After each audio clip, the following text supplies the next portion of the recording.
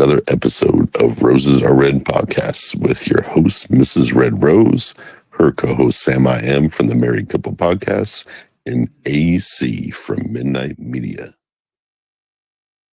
Welcome in, everyone. How's everybody doing? Good. I love that new opening. Just saying. I love it. Looks so good, and the music. Oh my god, I love it. That beat is fire. Yeah, I love that beat. Right when it goes over the map, right when it starts going over the map, it breaks down with all the drums. Oh, that was great. It's sweet. It's so sweet. Yeah, love it. No, it's a good job on the visuals there. Yes. So thank you, and thank you for the music, AC. Because this is your beats. These are yours. These are stuff. No, I just found it. That's on the no. That's not one I created. That's a royalty free one that I found. But it was just I had to upgrade. I had to upgrade in general. So and then that was a beat I just couldn't. I was like, this will look really good. I love it. Nice. Sounded really good. So, but great job on the Canva. Like a year ago, you didn't even know what Canva was. Right now, look what happens. Look at you now. And we are also live on Instagram. Yes. So we have made it Are we live now? there. Yes, we are. Lord. Hey, Mr. R coming in early. Hey, Mr. R, how are you? Coming in early. So yeah, Knocking on the door. knocking on the door. So we have a really good cocktail for tonight. One of my favorites, cranberry juice and vodka. Yeah. Named the Cape Codder. Thought it would be apropos for a story about a New England Patriot. So. And I have my Miami Dolphins. Yeah, look at you. Shirt on just because it's subtle, but I the struggle because he's from he went to Florida, right? Aaron Hernandez. Yeah. And he went to Florida, which was a formidable team in 2008 with a lot of people we're going to talk about, but mainly it's the Florida to then. God, I hate the Patriots so much. They've been literally oppressing me for years, 20 years.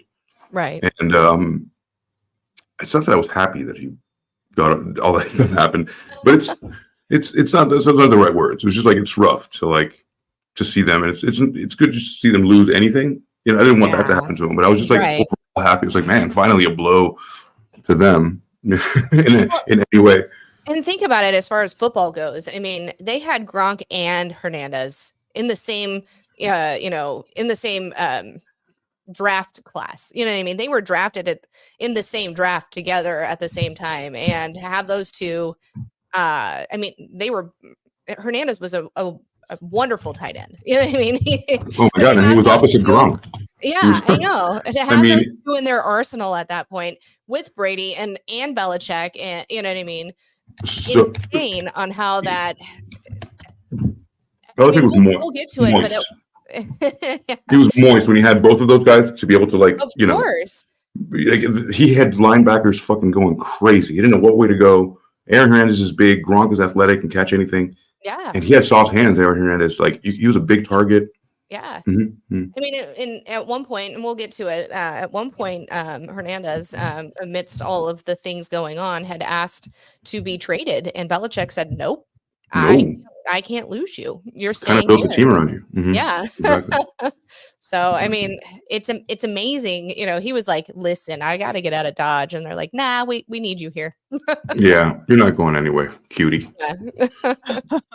So let's take a look at so I have this real quick so we can take a look at actually what he and then we'll take a look at here. So Aaron, I'm sorry, go ahead. Mr. R says AC that kill Tony dig on Aaron Hernandez. Damn, that was rough. That was rough. I told you I was gonna be like Tony Hinchcliffe. Told you. Told you. I'm starting incorporating more Tony in my life. Tony. Yeah.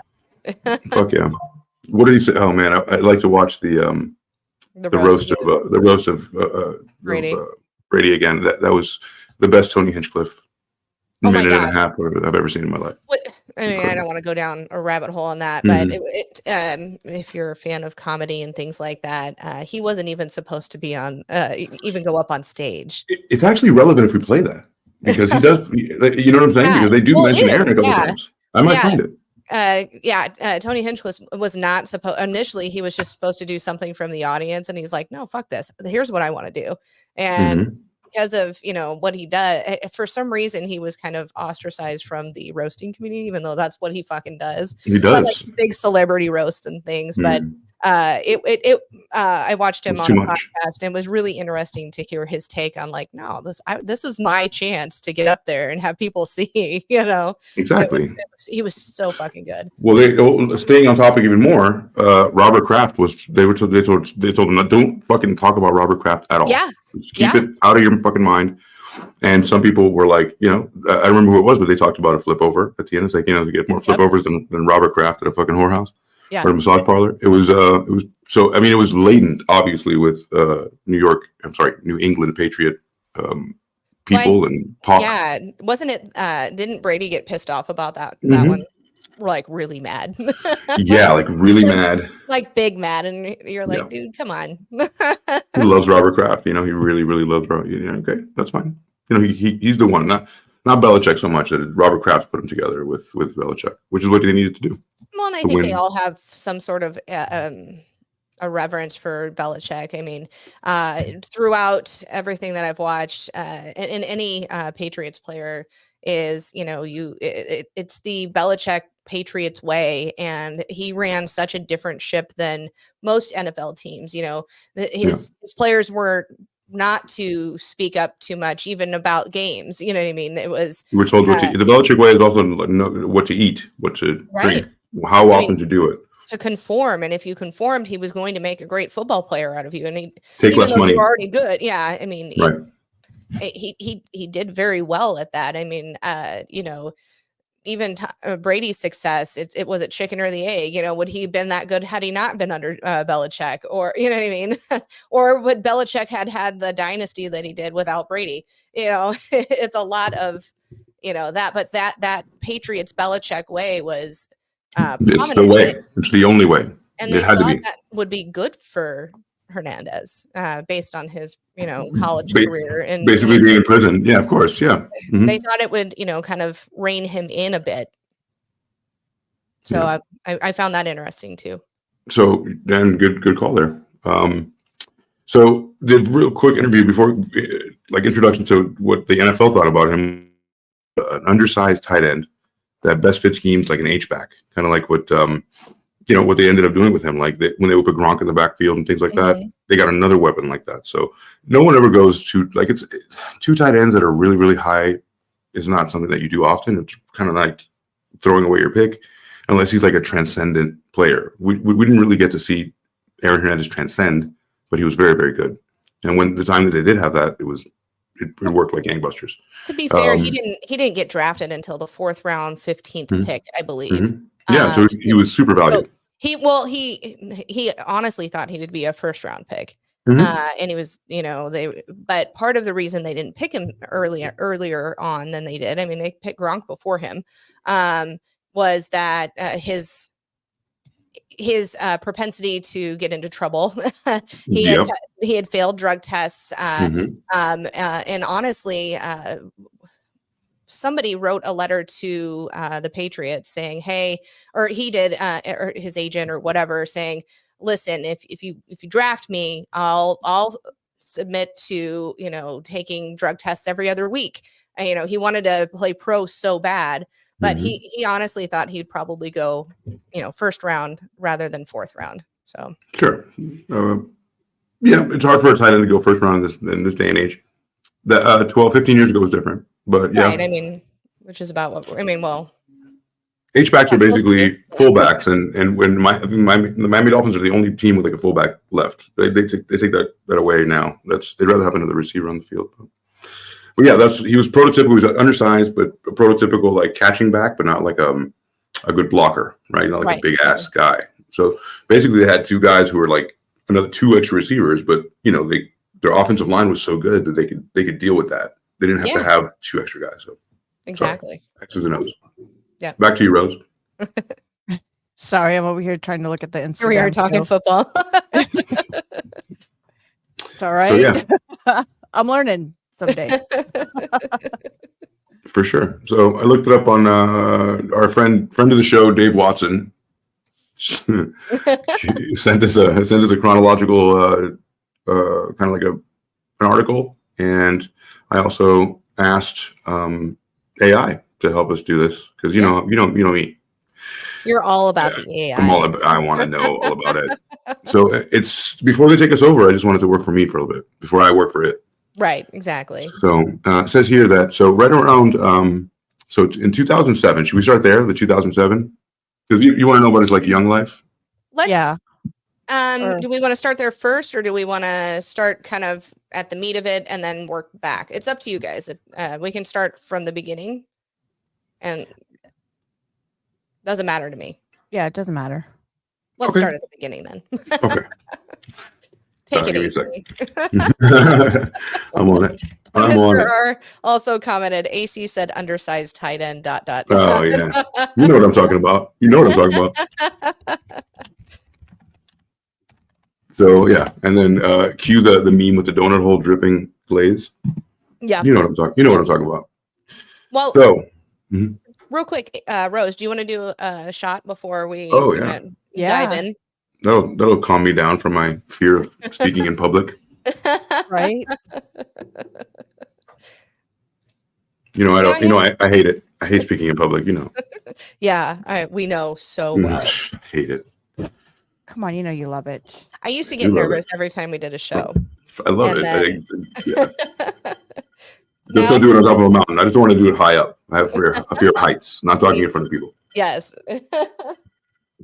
I'll show you an undersized tight end. You want to see an undersized tight end? I got one for you. All right. Cheers, everyone. Cheers. Cheers to you. Cheers. There's going to be more of a disparity with this. This is a black rubber band that costs $2 for a pack of 5, and she puts up a fucking rock. It rose. You good with that? You all right with that? That was natural. Did that bite back? That one did. That one did bite back. That one bit back. Shit. From the vodka to tequila, it bit back. Yeah. All right. Well, follow along with me. All right. We're following. So, name is Aaron Joseph Hernandez, born in 1989. Okay. American football player. You know who he is. And he played for the New England Patriots. He's the 2009 national championship BCS national championship game that he won with the Florida Gators, which was an amazing team. We are going to talk about that in a moment. Real quick, I found it interesting. His whole family was UConn. His dad went to UConn. His brother was at UConn. He at 14 in high school was given a scholarship to UConn based on how good he was at 14 as a freshman in high school. Mm-hmm. Yet he went down to Florida to visit and was like, like all college or college bound kids do. They do, campus visits. And he was like, never mind, I'm signing with Florida. And it was after his dad had passed, but everybody was shocked. They were like, what? You were supposed to, carry UConn. on the Hernandez name at UConn. Of course. Yeah, it makes sense. But he was very impulsive, like, nope, sign in with this, with Florida, which probably gave him a better chance at a championship. Of course. UConn is not perennially on any, they go to bowl games, but they're not going to, they're not going to the big dance. No, I mean, UConn's best known for their basketball. UConn women especially. That's right. Especially back then. But not so much the football program. Yeah. So, they definitely have one. It's not anything to write home about. But he made the right choice here because Florida was about to get a kid named Tim Tebow. Tim Tebow was, football Jesus, college football Jesus. He was a phenomenon. The guy when he would kneel and do the thing, and people would just lose. The chicks would cream their fucking jeans because he's a virgin. Well, all the religious mothers probably were too. Oh my god! Of course. Like, oh my god, such a God-fearing boy. I haven't been this moist in a while. Exactly. Which is crazy. He should have gone. Tim Tebow eventually got drafted to Denver when. Incidentally, Josh McDaniels, who's the head offensive coach for the Patriots, right? Got him all those titles, went to Denver as a head coach. And then he drafted Tim Tim Tebow as their starting quarterback. Yep. And they had an up and down season. And then at the end, Demaryius Thomas and all those people like led him to like a 6-game win streak. So it was incredible. Yep. It was, Yep. and people said he couldn't throw. People said that he was, left-handed. It was weird motion, all that kind of stuff. It would never work. And then, flash forward to 3 years ago, he ended up like on a Jaguars practice squad when the Ohio State coach who used to coach for the Gators, Yep. Urban Meyer, Yeah. Urban Meyer was got the Jacksonville Jaguars job, and then he brought him in. So check out the circle of nepotism and shit, right? That's I'm trying to paint a picture of like everybody knows each other, and like Josh McDaniels from the New England Patriots got him. Urban Meyer Because if anyone, he would have been perfect for the Patriots. Mm-hmm. Sorry, go ahead. No, I was just going to say Urban Meyer was very godly as well. They even, praying with the team and making sure, and then what happened after that. One of his most pious moments was when he was caught in Cincinnati with his hand down a bitch's pants. Exactly. Yeah, Mm-hmm. he was very pious, and then very pious. He was praying. He was praying to the goddess of ass and puss. Yes. Okay, kids from UConn. He's supposed to go to UConn. Hell of a football player. 14. He got approached to use his size and talents. Yeah. Right, but although he was undersized, he ended up being undersized as an NFL tight end. He was very useful in the pass catching. Mm-hmm. So in the 2010 NFL draft, the Patriots select Aaron Hernandez. Right, so he's dominant. I mean, dominant in his first couple of games. I mean, becoming the first pair with Rob Gronkowski to just, they carved people up. It was at least becoming the first pair to score at least 5 touchdowns each in consecutive seasons for each team, for the team. Yeah. So there's no other team that gets like a tight end with multiple 5 touchdown receivers. They did it. And then in 2013. The season of 2013, which he's doing fantastic with Gronk and Brady. I mean, imagine having 2 outlets to just dish. However, as fate would have it, Hernandez was arrested and charged with the murder of Odin Lloyd, a semi-professional player who was dating the sister of Hernandez's fiance. Put that together. Say that 5 times fast. I was watching the documentary, and again, like I said, back in 2013, did I watch the Super Bowl every year? Sure. Did I understand football? Did I actually have a fucking team? No. So this wasn't something that I was really paying attention to. Right. But it was amazing, the layers and things that just unfolded. Like he killed his, fiance's sister's boyfriend. You know what I mean? Seemingly for no reason. Right.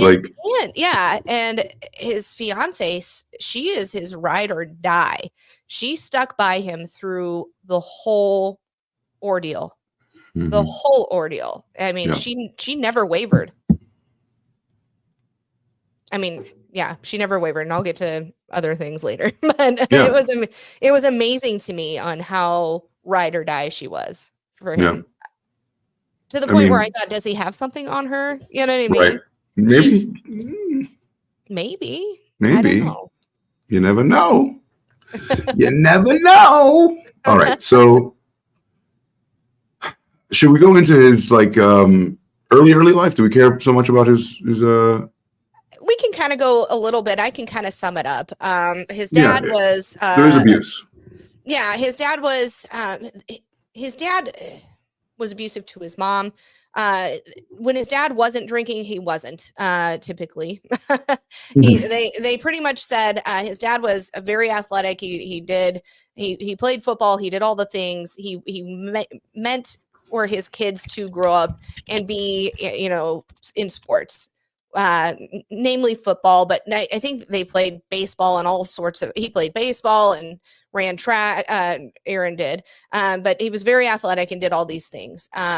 But his dad had a mean streak, especially when he was drinking. There was a few times where his dad would bash his mom's head in, and what? He was awful to the kids and very abusive in that respect. But they revered their father. Their mom, on the other hand, their dad passed away when Aaron was 16. And by all accounts, they said that's kind of when he changed. one of his buddies' dad said, or was talking about within moments, or not moments, but before the guy was in the ground, I'm pretty sure his mom started dating or sleeping with his cousin, Aaron's cousin's husband, and moved him in. So she was like, fuck that. I'm away from that. I mean, there was, again, so many layers. He got pissed off, and really his cousin, who was quite a bit older than him, 14 or 15 years older than him, became more like a surrogate mom. And he would hang out over there, and there was a lot of, they could, smoke pot, they could drink, he would. It's funny in the documentary how demonizing they made pot. Of course, yeah. I mean, yeah. But I'll tell you what, it's pot in the wrong hands, obviously, and pot in the wrong context could be definitely crippling to some, but like it's not as bad as, other things. I mean, it doesn't, I don't think it makes people kill people. You know what I mean? It's not going to make you go nutty. I mean, do you think weed's a gateway drug? No. Me neither. No, I don't. Not at all. So yeah, you're right. It says here his father died young and was abusive, and then by the account of his own brother, his mother's second husband attacked her with a knife, but she went back to him. Aaron was molested as a kid. By a babysitter, I believe. It all added up to be a recipe for tragedy, although the downfall for the former New England Patriots star was certainly a complex one. His mother was a stalwart presence at his murder trial, although their relationship wasn't exactly good. It was problematic, and because of relationship choices, and his brother has spoken out publicly about him. He didn't have a wife, but he did leave behind a fiancée, Shayana Jenkins Hernandez, and the young daughter, Aviel. Shayana has written many protestations of protestations of love on Instagram. Yeah, those are declarations of love, right? Yeah. It was funny to me. I say that too many times. I found it very interesting. There was a phone call between Hernandez and his mother before his trial started, and she goes, "Well, I'll be there at the beginning to show that I'm there for you, but I'm not going to be there throughout the whole thing. I'll watch it on TV, and I'll be there at the end." And he's like, "Why can't you just fucking be there?" And she's like, "I don't feel it's just too much. It's just too much to be there." She was just very cold towards him. And she didn't even show up to his second trial, but we'll talk about that later. Aaron Hernandez's brother welcomes baby boy 2 years after the NFL player's suicide. Cute baby. Well, is it cute? What's happening here? It's a baby. Aaron, yeah. So I don't know why they would mention this. That's true. I was not cute. Not cute at all. But yeah. So please continue. We were at the part where. Yeah, let's kind of go into college. Things kind of in 2007, his freshman year of college, he ended up going to a bar at 17 because he went to college at 17. He went to a bar. Nobody ever carded him. He was drinking. Yeah, big dude. Me too. I would never get carded. Right. I always got carded back in the day up until about, 5 years ago. Yeah, that's good. Yeah, I loved it. One time they didn't card my daughter, but carded me. And they were like, "Oh, she's old enough." I'm like, "She's 13. You suck at your job hard. I'm like, "She's my kid, not the other way around." So he went to this bar, and these two men were shot in Gainesville. He was questioned, but because he was a football star, they kind of let him go, but he was never charged, but remained a person of interest. But it was just like, you're a star on our football team, even though you're a freshman. They just kind of patted him on his butt and. So here's another good old boy moment, right? Like where if you're in a club, like I played high school ball and I got at Coral Gables Senior High, which was like, kind of like right down the street from University of Miami. And it was a big deal. Excuse me. It was a big deal. Yeah. We have to wear suits. We have to wear suits, ties. We have to like be in our best behavior. I never went to school. Like I never went to class ever. Ever. I didn't go to math one year just because like it interfered with like my workout schedule and my God. Yeah. And I was like, guess who my math teacher was? My defensive coordinator. He was right there. Well, he was right there with sense. me. Like, you know what I'm saying? So it was like, it's this nepotism thing where it's like, it's okay. So imagine on a small scale like that, everything that's swept under the rug. Of course, in Gainesville, you don't want to, be the cop that got Aaron to sit during the big game. It's human nature. Yeah. So, I mean, it started early on throughout. And honestly, one of the reasons he decided to go into the draft when he was before his senior year was Urban Meyer was like, I think maybe you should, because Urban Meyer wanted him to conform to the, the godly, pious, Tebow way. It's honestly the best way. If you can do that, it's honestly the best way. If you can be celibate, good looking, athletic, handle your money, like, that's why there's so few of them. He was causing, there was, a lot of ruckus and he was like, maybe you should try NFL now. Get the fuck out of here. I love that we won a national championship and you're an integral part of it, but I'm fine with you leaving. You're going to leave anyway. So might as well. I don't think he wanted that. If something was to happen his next year, you know what I mean? Exactly. He didn't want that mar on the football team. And this is just me making assumptions, but it seemed to me that he was like, no, you should probably, I'm okay with you leaving this year, and that doesn't typically happen with your star player, one of your star players, you know what I mean? And so the kid was good. I mean, so he was only 20 when he entered the NFL. That's right. He was only 20, which was, very young. Some kids are at least 22. I mean, as old as 27, like I remember Brandon Whedon got drafted. He was like 27 years old, like the oldest rookie of all time, but it does happen. The thing is, I'm against your kids, like anything younger than 19, like your body isn't finished developing. So I don't think that you should be banging into guys like that. But so the 2008 Florida Gators was a hell of a team. And I'm looking for the roster, but it was Tim Tebow, Percy Harvin, Lewis Murphy. These people went on to be major NFL players, and we all know what happened to Tebow. It was coached by Urban Meyer, which he's, for better for worse, a great coach. Yes. He was in his fourth season, and then Dan Mullen was the offensive coordinator. They did the spread option, which was like what let Tebow do the shotgun every time. So he would be in shotgun every time, put his leg up, get it. They would give him an extra couple seconds because he had a really slow, like left-handed release, and it was horrible.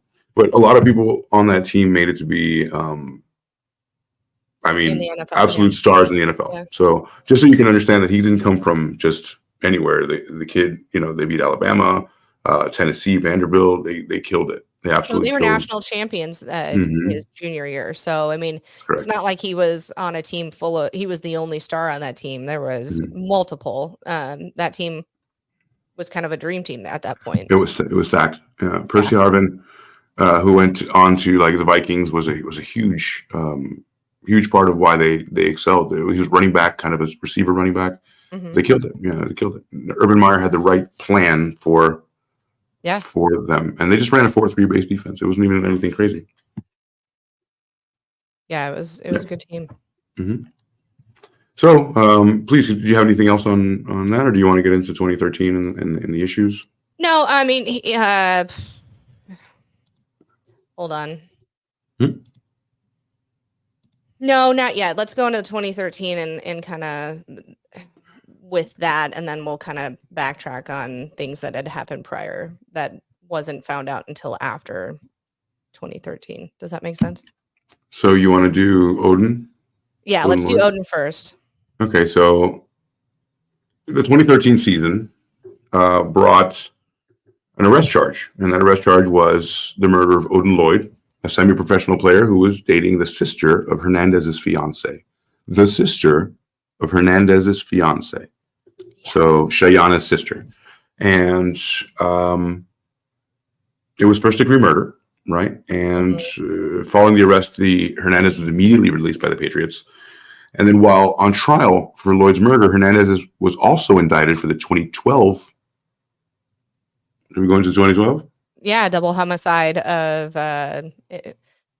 two men so in 2012 he had gone to a club with his buddy Alexander Bradley, I believe. I think I'm right on that. I could be wrong. And who is a known drug dealer. So Aaron Hernandez had his fiance, he had his daughter, he had just signed a $40 million deal with the Patriots in 2012. That was the year he went on. They had a wonderful season that year, but he had gone to the club with Alexander, and these two guys like bumped into him or spilled a drink or something. He got really pissy, but his honor was he flew off the handle quite often. It's been said that he kind of lived a double life where he was, the family man, he was this, NFL star, yet he'd also hang out with a criminal element. Alexander Bradley was a drug dealer. He had asked him to get him guns. So these guys had, bumped into him, whatever. He goes, he gets pissy, but Alexander talks him down. But at the end of the night, he catches him out on the street. And as they're coming out of the garage, he's like, "Oh shit, it's them!" And he pulls out a revolver. I think it was a 38 revolver, I believe. What year is it? A revolver. It just seems like an ancient thing now. I know.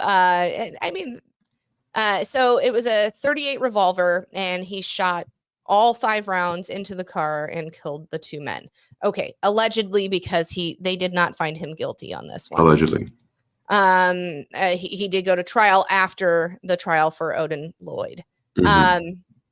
So this allegedly happens, and then he goes on, he gets this deal, he plays a whole ass season, they have a great season. Great season. Yeah, that year. And then but again, he has this double life. He hangs out with shortly after I apologize. Shortly after this happened, with I think it was in February that when was it in 2012 that he allegedly killed the 2? I apologize. It's all good. Let me get to the timeline that was given to me. Oh. July 16th of 2012. There we go. There it is. And it was Daniel De Abreu and Safiro Furtado were killed. Yes. Shortly after that, like during that season, at one point, Hernandez had asked Belichick to trade him because he was worried about getting clipped. Also, he and Alexander had been hanging out, and they at one point Alexander flippantly said, "Oh, you think they're going to find out about Daniel and Safiro?" Or he didn't say it exactly like that, and allegedly Aaron Hernandez shot Alexander in the eye, in the head, and he thought he killed him. The next day, be the worst when you think you killed him. As the guy comes out of surgery and is in the hospital, he calls Hernandez and was like, "Hey, what's up?" And Hernandez acts as if he does not know him. He's like, "Who is this?" So and the cops had asked Alexander, had asked him, "Why aren't you telling us?" He goes, "I don't know who shot me, blah, blah, blah. I don't know." But by his own admission in court, he goes, "Well, I just wanted revenge. If he fucking shot me, I'm going to go fucking kill him. I didn't want to get him. Shoot him 5 times. But yeah. Exactly. I want to ruin his life." Right. So this mentality is backwards. You see how backwards it is? Like, right. He was going to die anyway because the cops would go get him. But like, instead, I want to do it. I want blood on my hands. That's what matters to me.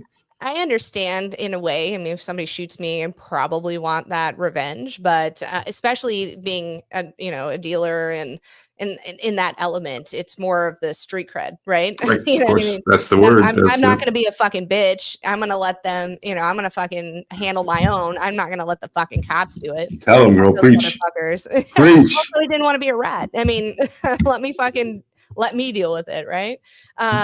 So during that season of 2012, he's like, "Hey, I think you should draft me, or not draft me, trade me." Trade me. Yeah. And Belichick's like, "Fuck that! You're too good. That'll learn him. You're so right. You're too integral to our offense. You cannot because now." I built it around what are you. we gonna do? Yeah, you and Gronk. This is built. You, Gronk and Brady. This is You it. can't have so much money tied up in two tight ends like that. That doesn't even make financial sense. It doesn't. Mm-hmm. So kind of fast forward into, and this doesn't all come to light until the Odin Lloyd. The night of June 16th of 2013, Odin or Hernandez had texted Odin and saying, "Hey, let's meet up." And backstory, because Odin was dating his fiance's sister.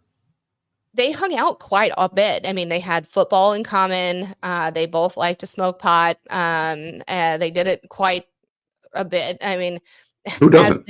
As the documentary said, they chain smoke marijuana. Oh, who does it? Come on. It was like, oh my God, none of you have ever done it. Shut up. Shut up. Shut up. Yeah, they just demonized it so much. But he was his smoking buddy. I mean, they hung out a lot. Odin, he was a semi-pro player, and I didn't realize semi-pro players pay to play.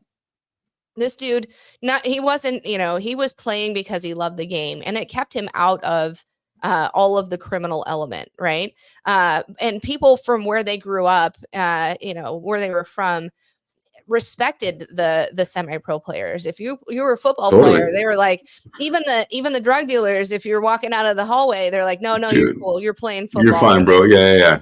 Keep a clear head. Yeah, exactly. So if you play football in Texas and you're a high school kid, you're already a star. Like Friday Night Lights, like Texas is like, that's what they got. But it's like everybody's waiting for that. New England, but from where they grew up and where they were from, this Odin he loved the game so much. He would pay to play. There was one game or early on when Odin started semi-pro that he had to borrow a jersey because he didn't have the money to pay for the things. And one of his teammates was like, "Here, use mine in this game. I know you'll come up with it." So Odin wanted to be a family man. He was very on the straight and narrow. Yeah, he liked to smoke weed, but who fucking cares, right? But so he and Hernandez kind of hit it off that way. And no one knows exactly what had happened or what had flipped in Hernandez's head. But the night of the 16th, he texts Odin and says, "Hey, let's meet up, blah, blah, blah, blah. I'm going to roll up, let's go hang out." And for some reason, Odin was like, "I feel a little off about this." So he texts, I think he texts his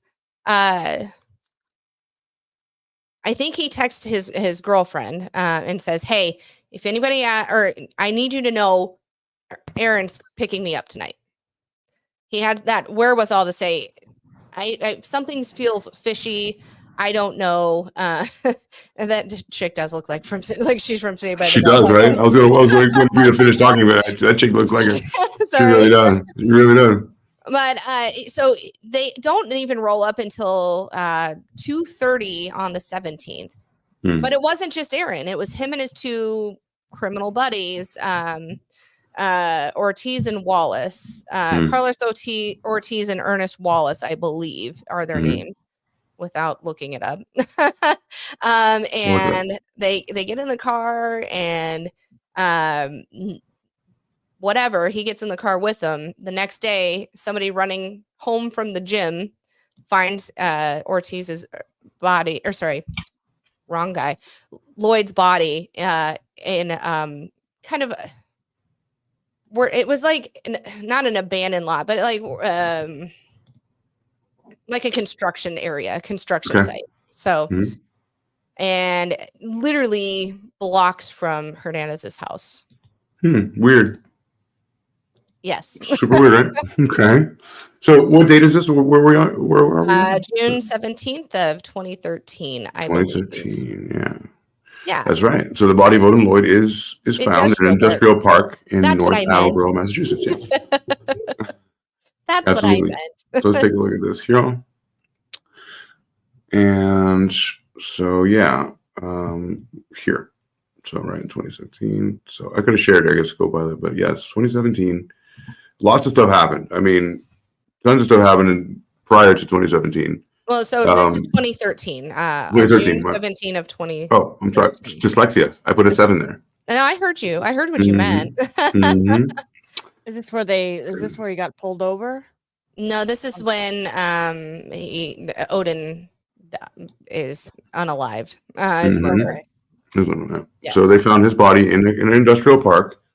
And it was not in good shape. Where was he shot again?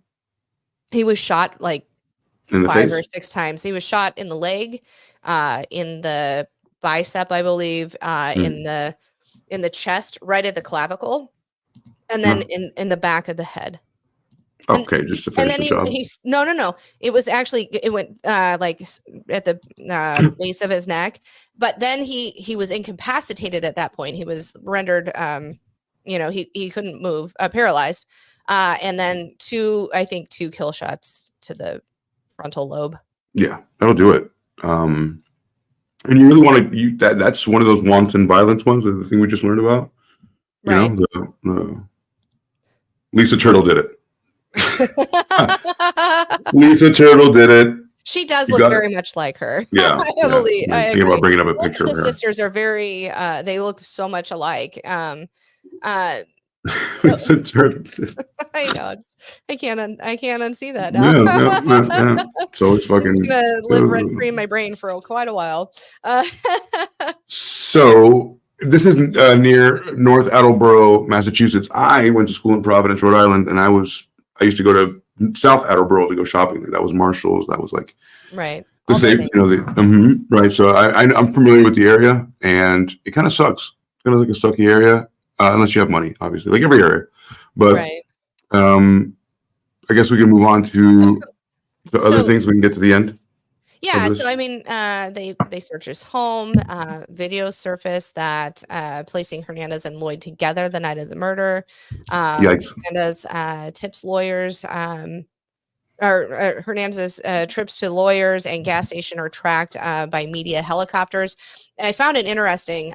He was going to the gas station and he was in a white SUV. And it was very reminiscent of OJ. It wasn't a chase, but the news outlets were flying over top in in the helicopter, and they even said this is very reminiscent of that. And they tried to get him to talk at that. They were trying to interview him, like, why are you a person of interest? Blah blah blah blah. He said nothing. Also, once he was arrested, all of the Patriots were like, nope. Not saying a word. Belichick said no. Even afterwards, even after he had passed, Gronk, there was an interview with Gronk and his family, and he was like, if you don't ask me a different question, I'm not going to continue this interview because of the Belichick or Patriots way, right?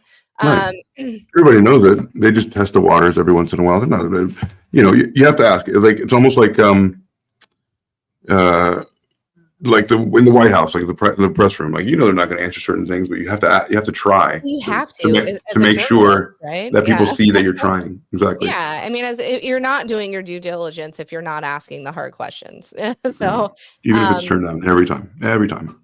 But 9 days after the murder of Odin Lloyd, they arrest Hernandez at his home. They put the cuffs behind him and then put his shirt over him.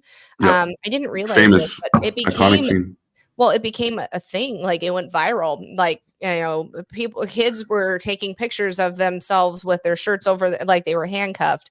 It was one of those things that was posted quite a bit. So that's, kind of what happened there. So, yeah. So then we got, so it gets searched. So there's a civil lawsuit that comes after that because they search his home, right? The very next day. And excuse me. And then a video surface of Hernandez and Lloyd together the night of the murder, like you mentioned just now, right? Okay. And then his home gets searched again for whatever reason, right? And we find they were looking for the murder weapon. They had a lot of evidence. They found there was video of him at a gas station prior to picking up Odin. And he bought blue Bubblicious gum, or it was probably blue raspberry. He bought that and some other things. And he was like dancing and things like that. So when they recovered, so I think it was a rental car that they had. When they it was like a normal ass car, right? It was like a normal car. It was a sedan, yeah, silver. It was a silver car, I believe, but it's not. At any rate, in the car they find chewed Bubblicious, blue Bubblicious gum. They also find a shell casing. It's a .45 caliber shell casing that matches what they recovered from Lloyd's body. However, they still cannot find the gun. He erased some of the his surveillance because he had cameras all over in his home. He erased some of it, but he didn't erase the things he should have.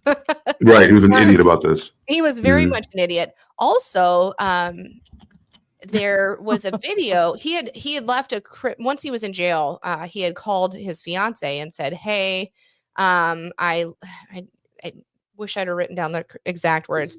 I left this box behind something, you know what I mean, something like that." And she went and grabbed the box where his gun was, put it in a trash can or trash bag, and literally carried it out. And you can see it on surveillance video from their home. And they asked her, "Where'd you put it?" She was like, dumpster. You remember what? Nope. She literally was what I meant when I was talking earlier, his ride or die. She got rid of the murder weapon. Yeah. She did. Yeah, she wasn't a fucking ride or die. You're right about that. Yeah, I mean, seriously, I don't know. It wasn't. They have not found, or they didn't find the murder weapon. Right. I just saw that. There was so much other circumstantial evidence that it really did point towards Hernandez. Now, he had two accomplices in the trial. His defense attorneys said he was just there. He didn't know how to handle the situation. It was the two other guys. So they said they did not deny that he was there the night that Lloyd was murdered, but they said, he just didn't know how to handle it. He was afraid. Yeah, there's video from in his home because he had security cameras everywhere. The day after it happened, all of them hanging out, and he hands his baby girl over to one of them because they're buddies. Yeah, friends. Who does that? It's a baby girl. You don't do that if you're just caught up in that murder, right? Right. It's sociopathy. And to look, so there's a little bit more here from this is one of the more recent because of the new documentary. And it says that it's possible for someone to go through every step like Aaron Hernandez without having to sever ties from the place you grew up. So the problem is that he could not ever sever the ties from Connecticut, right? And the life that he had. So this guy is a former NFL quarterback, Eric Hipple, and he's an outreach specialist at Impact Traumatic Brain Injury. So we haven't talked about the brain injury yet, but there was some of that, but we don't think that it's attributed completely from that because it's really regional. It's like where you're from. So the interest is putting the ball in the field. We surround him with money, and then you won't look very deeply. So once you have all that stuff, they're not going to really look too deep into like suck it up. Like get your shit together, go play football. You've been doing it your whole life, right? But Hernandez played on the Florida team. This is what I want to get at before. That the teams had numerous encounters with the police between 2005 and 2010.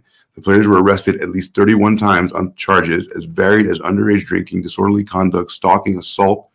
Hernandez was questioned with 3 teammates after a shooting in 2007. Mm-hmm. This is pure like Tebow time, right? During the trial, the prosecution called Robert K. Kraft, the owner of the Patriots. He was questioned about the conversation that he had with Mr. Hernandez shortly after the killing. He recounted that Mr. Hernandez had looked him in the eye and said he was innocent. Hernandez was released by the Patriots right after the arrest in 2013 from Odin Lloyd. Kraft, I don't know if they said Kraft was a better witness for the prosecution than for He's dumb. For the defense, because it was quite interesting to see that, because basically Hernandez was like, yeah, I didn't do it, but he had gone to Kraft prior to even being caught, or you know what I mean, before they arrested him, saying, yeah, no, you know what I mean. You're in another club. You have to go talk to the club leader, to see how you should proceed for the club, not for you. No, actually, he actually had said, he goes, I know the reason he told Robert Kraft that he didn't do it. He goes, I was at a nightclub at these exact times, blah, blah, blah, blah. So he lied to Robert Kraft and said, there was an alibi. Well, how would you know exactly the times, for one? I mean, that was one of the most incriminating things. Like, oh, it was this, and this was before. Why would you know that? And he wouldn't have known that. It hadn't been released. He hadn't been even called in to be questioned yet. You know what I mean? And he went to Robert Kraft. We're good. I mean, you should. I mean, and if you're an NFL team owner like that, you have certain contingencies in place. Well, even for your players to fuck up. Gave him a hug and a kiss on the cheek, and I mean, because they were very lovey that way. I don't know. Of course, yeah. Because he wins you games, he puts asses in seats, he fucking loves you. Right. Yeah, I mean, he loves you just as far as you can win him championships and shit. I'm sure that's why you think he loves Brady like so much, because I don't know. I mean, it's just that love affair that you get. But then again, Belichick he was too much of a hard ass to get in there. Like, I wonder how much tension there really was, you know? I'm sure a lot. I mean, I think Belichick loves in a different way. No, that's what I'm saying. Like, you know what I mean? That's because it's different. Like, how he just like automatically went to that gruff. Right. Now, even when they won 3 championships in a row, I'm sure they were like, he was still like. Well, kind of based on the way for the team. Hernandez grew up with his father, you'd think he would have kind of maybe leached on maybe more towards Belichick. You know what I mean? Like, he's not abusive like my dad was, but he's very, hard, and, he shows love in a different way, if that makes sense. One would think that, think that would have been it, but he went towards Robert Kraft rather than Belichick. Just let you guys know, we have Lisa over on Instagram. Hey, Lisa. Instagram. We forgot about that. Is anybody over on that? That's great. Fantastic. We had Lisa and May over here on. Hey guys. Hey May, what's up? How are you? Says, hey there, everyone. Lisa says, love you guys. May joined, and I think she just left. And let's see. And Percy Harvin. Sorry. And I believe Mr. R is over here on this too. Oh, yeah. Yeah, he's here leaving messages, Mr. R. What's up? He was. Yeah. You're going to have to take over while I find Tony Hinchcliffe so we can see that. But, so I guess we're at the part where, well, let's talk about this right here that I pulled up. So the Urban Meyer years was this article, and it said, so many charges of the typical college campuses: underage drinking, disorderly conduct violations, and open container laws. But the other more serious charges included aggravated stalking. This is not normal. Domestic violence by strangulation, aggravated assault, burglary, larceny, fraudulent credit cards. It was like a gang. The 2007 5 through 10 Gators were just fucking horrible. The unsavory underbelly of the Gators' football dominance was recently highlighted with the Aaron Hernandez, starting tight end of the 2008 national championship team, who later played for the New England Patriots. While at Florida, Hernandez has run-ins with the police in Gainesville, who questioned him and 3 teammates over the 2007 shooting of a felony battery charge after a fight in a restaurant. And so it says it provides a window to the Florida football during that period. Tim Tebow was the star, the full-fledged phenomenon, as beloved as a strong faith, motivating personality as he was on the field. But number of plays on the team did not live up to Tebow's ideal. Yeah, no shit. And 121 players, 41 of whom have been arrested. So the website lists 121 players, 41 of which have been arrested. That's ridiculous. It 16, is. 16 players on the season's final 2 deep roster. Yeah, imagine. You just like, what's the percentage of 121, 41? It's got to be almost half, right? Yeah, That's, well, 60, yeah, 60 half would be 60. Yeah. 60. So just below half of the Mhm. players were arrested in like all of those things that I said. Yeah, that's pretty crazy. It's like a lot, y'all. Yeah, it is a lot. Fucking crazy. Well, it'd be like a third, yeah, of them. Right? A good strong third. Yeah, more than a Yeah, third. strong Almost half. third. Mhm. Yep.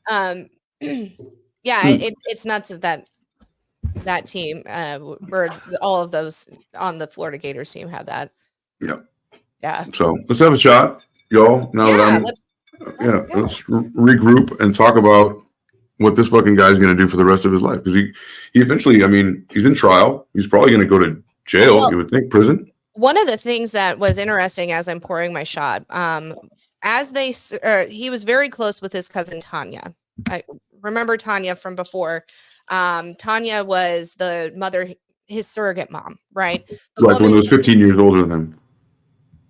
Right, the one he really latched onto her. She gave him the love his mom wasn't showing. She really was another ride or die for him. He could talk to her and know that she wasn't going to tell anything that he said. She was his confidant. After he gets arrested, they search her home, and lo and behold, they find You're a cheap date. lo and behold, they find a silver SUV. Well, the shooting in Boston, that case, they didn't know anything about it. That shooting, they were looking for that silver SUV the whole time. Lo and behold, it's in his cousin's garage. It had been there forever. Like, had cobwebs, and that's why they started to look at Hernandez for those murders. Because he's fucking marred in stupidity. Like, he's not even a good fucking, Right. like, they're not good at what they're doing. Cheers. Cheers, everyone. And Ooh. since they found that at her home,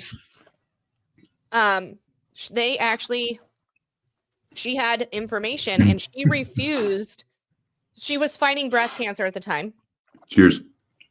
She had refused to testify against him, and they held her in contempt and put her in jail at the detriment of her cancer treatment. Jesus. Because she loved him so much Yeah. that she wouldn't throw him under the bus. Imagine that.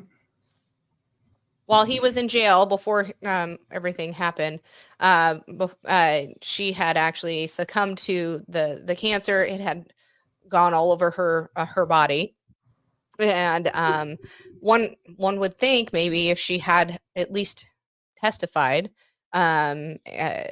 she would have been able to still get her treatment. Maybe that wouldn't have happened. I don't know. Damn. Yeah, it's heavy. It's so I'm clicking a bunch of these links to try to get to like the 2020 when in July when they found the gun for the 2012 murder, and it just goes to a bunch of 404s not like file not found. I know. I was trying to do that too earlier, and it wouldn't let me. Weird. They have video of him at home shortly or the next day or that night after Lloyd's murder. With it looks like he's still holding the gun. They ask his fiance, "What does that look like?" She's like, "I don't know. It looks like a blob."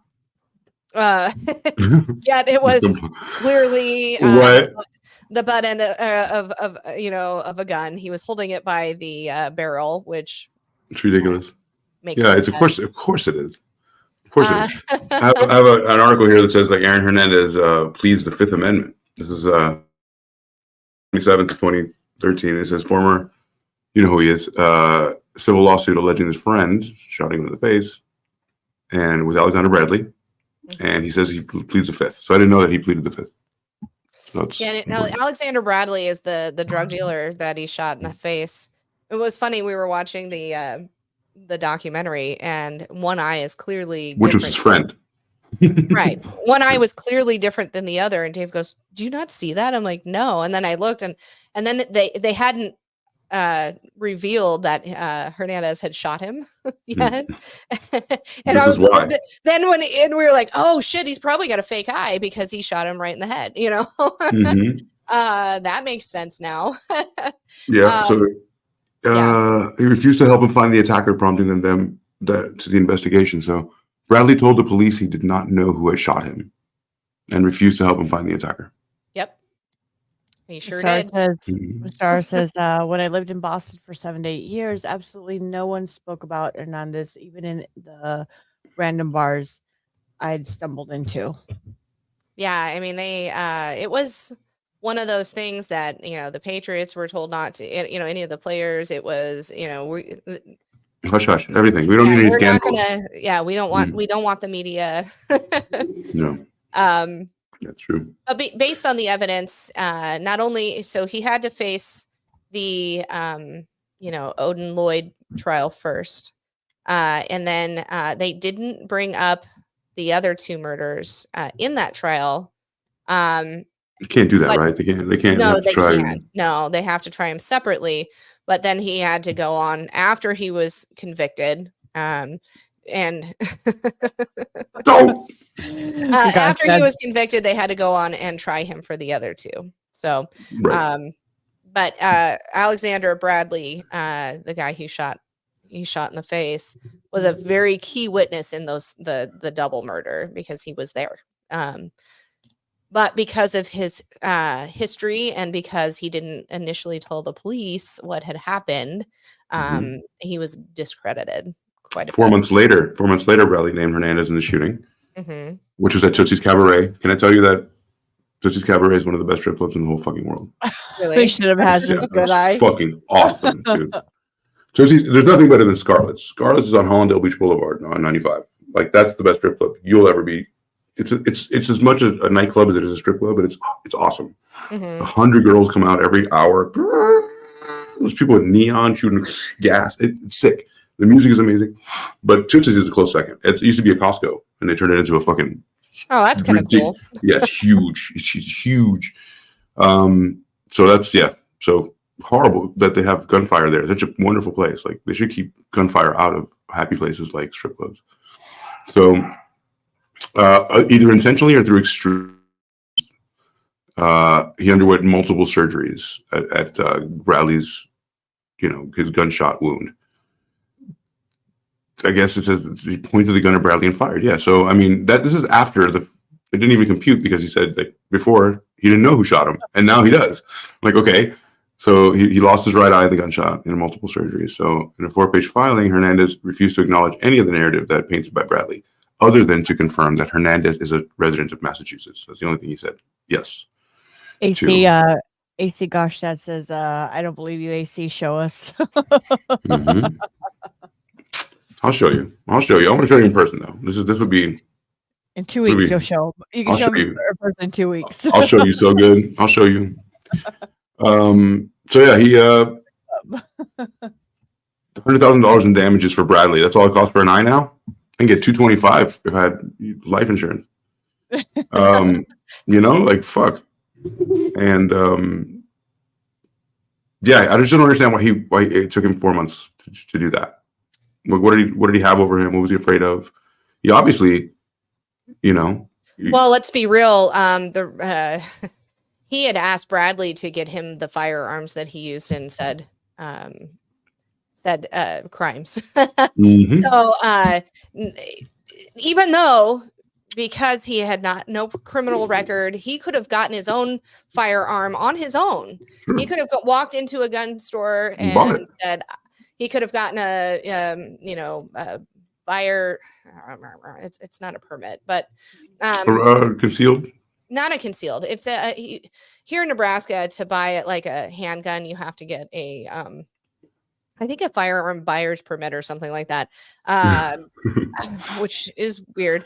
But you have to get that first, and then I don't have mine anymore. It's in a different wallet. But you have to, but he could have done that. He could have done it legally. There was nothing saying he couldn't. Yet he had asked his criminal friend to hook him up with firearms that were illegal. So not only with Alexander, I mean, for one, he was culpable in at least providing the firearms, and so why wouldn't he keep quiet? Oh, he also wanted to get his revenge too. Yeah, of course, he wanted to get his comeuppance because he fucking shot him in the face. Yeah. I'd want revenge on that shit. Well, he goes down. He does. He goes down for this shit. What's our time like? That'll let me know how far. We are an hour. 6 minutes in. We got 54 minutes left. That's wonderful. We have plenty of time. To dissect this man. Yes. So, I mean, but he gets acquitted, right? He goes down for one, but he gets. Well, okay, so he goes down. The Odin Lloyd murder. He gets. They find him guilty of first degree. He gets life in prison.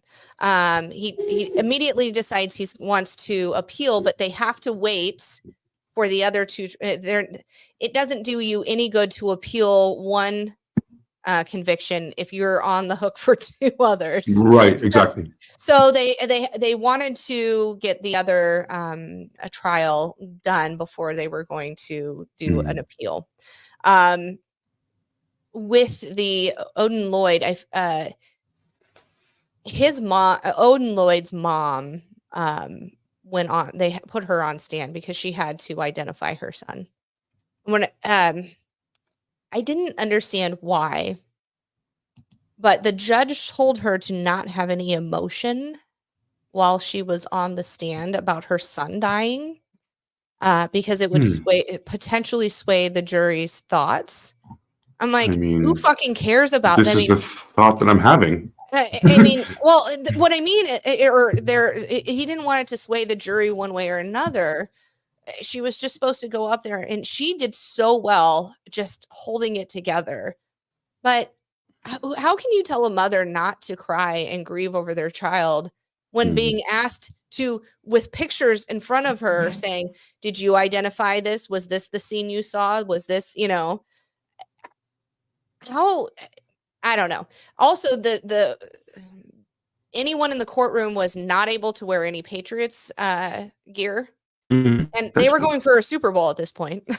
Right, and it's in Massachusetts. They actually did. The judge initially said, "I can't tell you not to watch the Super Bowl, but I'm urging you, please don't watch anything to do with this trial." Okay. So, I mean,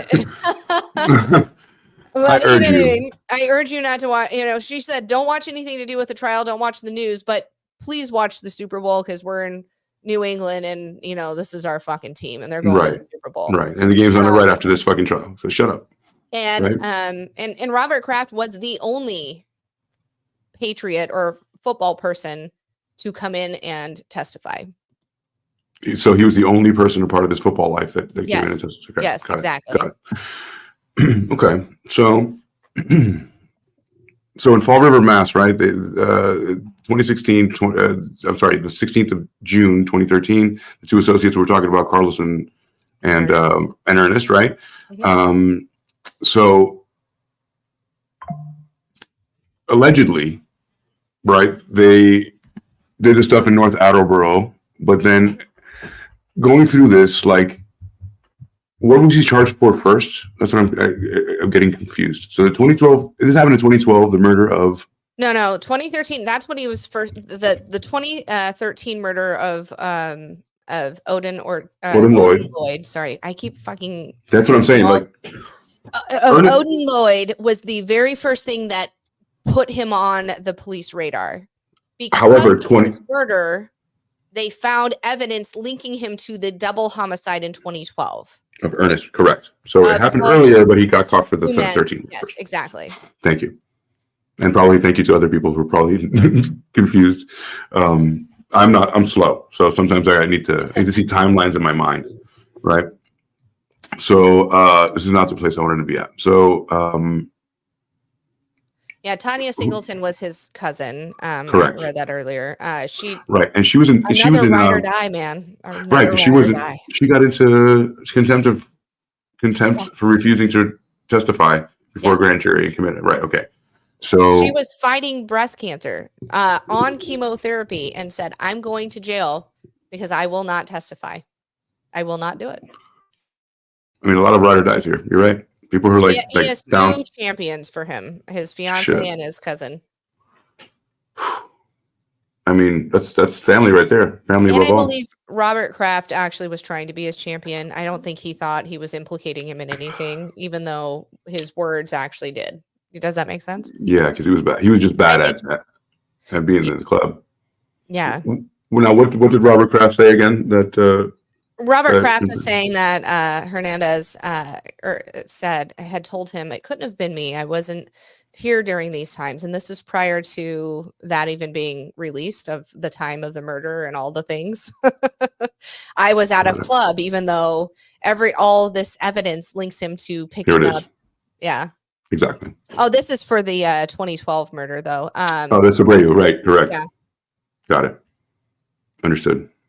However, Hernandez, after he was after he was given the first-degree murder verdict on Lloyd, hired the lawyer who was the lawyer for Casey Anthony. What was his name? Sorry, I wrote it down. Jose Baez. Mm-hmm. And he actually was his lawyer for the second trial for the double murder in 2012. And he was acquitted on that. Gotcha. So that's a fucking good lawyer. He was he got a good lawyer that time. Fuck, that's a good lawyer. Yeah, and they discredited Alexander Bradley's testimony because he initially didn't come out and say, yeah, he fucking shot me. Right. That's the problem. They were able to argue that it was a drug deal gone bad that Alexander got shot. And that he probably they had reason they spun it in a way where there was reasonable doubt. I still think that Hernandez killed those 2 guys. Totally. That is my opinion. Yeah. So you can have your own opinion, but that's mine. No, I believe that. I believe that for sure. I mean, he was what is the common denominator in all of these things? Is him and flying off the handle and not being able to contain your and to a certain extent, I'm sure that helps him on the field, but he couldn't. That rage. The vehicle that they saw fleeing the scene of that double murder was put in his cousin's fucking garage for a year. You know what I mean? For Pete's sakes. For Pete's sakes. Is that the Nissan Altima we're talking about? No. Huh? Yeah, that's the one. Okay, so yeah. Oh man. No. Yeah, no. Mm-hmm. That's the car they rented, I believe. The car they rented to go to the caper in Pawtucket. To go kill Lloyd. Yeah, that's that right down the street from where I lived. Oh yeah. Pawtucket. Mm-hmm. Yeah, it's Rhode Island. It's lived in just on North Main Street, so just right off the. If you keep going down that particular street, you hit Pawtucket like in 10 minutes. Everything's tiny. So yeah, they're saying that before they picked up Lloyd, they like I said earlier, they were seen at the gas station. Lloyd actually was in the back passenger seat. They get out. The initial shot they shot him in the car, and then he gets out like, "Fuck you! What are you doing?" Yeah. And he shot him multiple times after that, just to make sure he's dead. Yeah. Just to make sure. So. These are some of his text messages going back and forth, right? Well, and it's funny, I say that too much.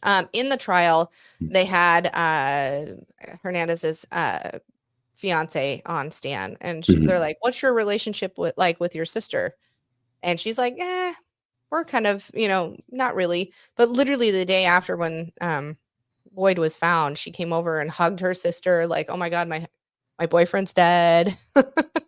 Yeah, like Jesus Christ, man. It's fucking crazy. It's fucking crazy. The Nissan Altima, 3:30 a.m., the Nissan Altima arrives at Hernandez's home. The driver's side mirror is damaged and part of it's missing. Hernandez is driving. Wallace is in the front seat and Ortiz is in the back driver's seat. Wallace and Hernandez tell Ortiz to grab a small handgun from the driver's seat. Ortiz later tells police deuce, a 22 caliber weapon. The three men enter the garage at Hernandez's home. This is ridiculous. It's like a game. It's like a movie. It's like a, you know. Well, and he didn't erase the shit he should. Right. I mean, and it was stupid. Like horrible caper, right? Nobody kills him. I mean, unless you're the mob. 22. Of course, right? A 22. Get the fuck out of here. Who's like Unless a little you're the mob and you wanted to go throughout the body, but it was a 45 that they used, I believe. 5 p.m. Hernandez stops at a rent-a-car in North Attleboro, Massachusetts, to return the rented Nissan Altima with the Massachusetts plates. Hernandez tells the Enterprise employee that the driver's side mirror is broken off and that there's damage to the door. Hernandez apologizes, says doesn't know how the damage occurred. I don't even know. I don't even know how it happened, though. He simply claimed in the morning that Hernandez rents a new car. Like they allowed him to, a gray, like, no problem. We'll fix this right up, sir. Well, he's Aaron Hernandez. I mean, right, exactly. Right. There we go. Little boys club. So Hernandez, if I saw Miami Dolphin, I'd probably do the same thing. Be like, dude, don't worry about this. I'll sweep this up. Make sure you play on Sunday.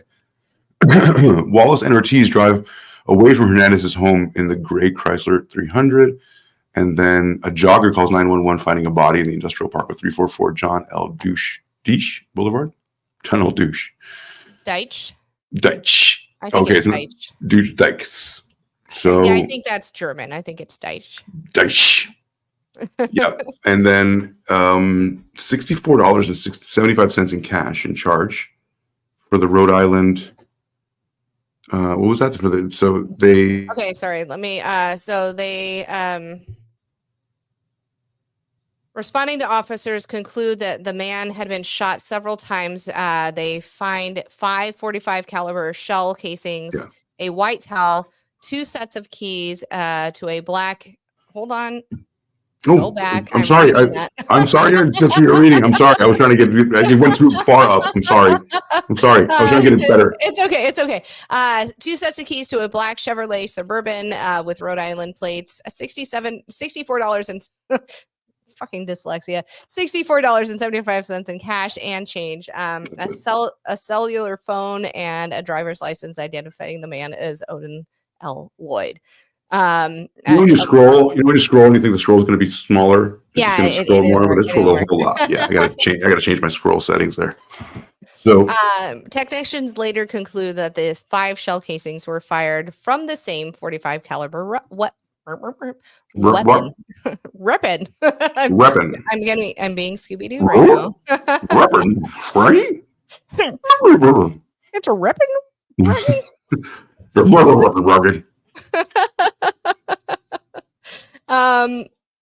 So the Suburban was rented by Hernandez. Of course. When you return the Nissan. Yep. I'm gonna go up. Yes, that's fine. I was just in the middle of that, and you're like, I don't see it anymore.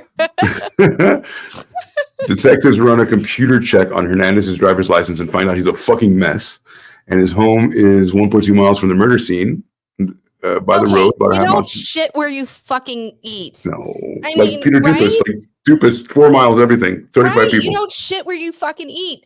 That's the fuck. That he's such a he's such a narcissist, such a narcissist, or a sociopath that that he's like, whatever, they're not gonna fucking get me. I'm a fucking star, fucking tight end.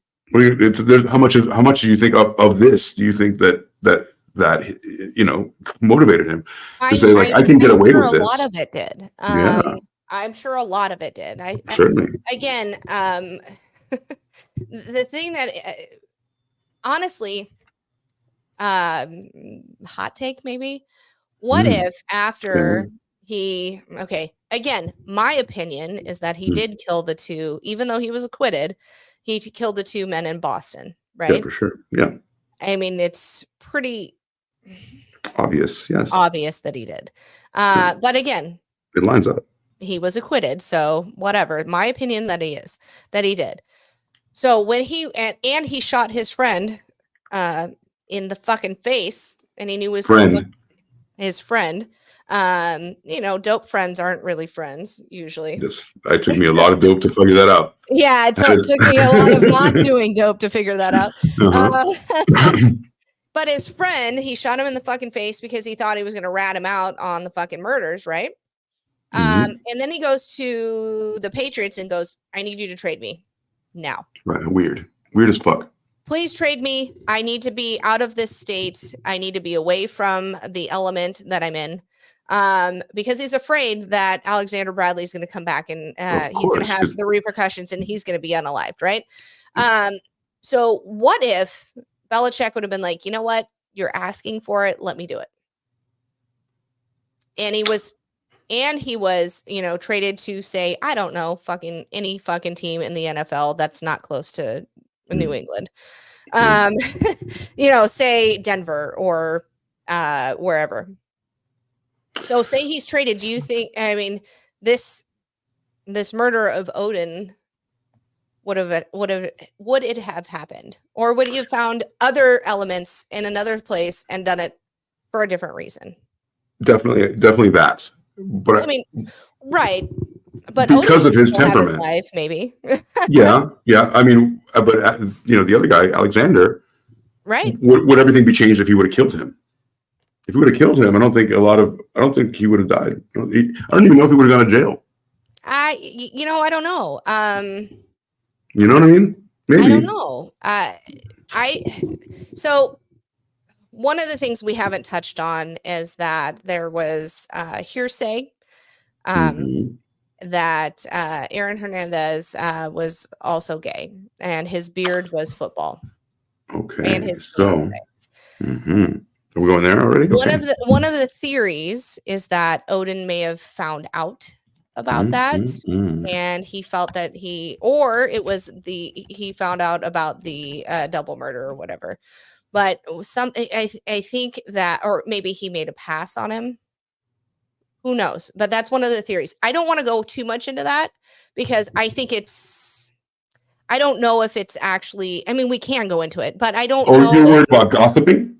No. That's not what I mean. I don't know if that's actually what was it. I don't know. I don't think. I don't know.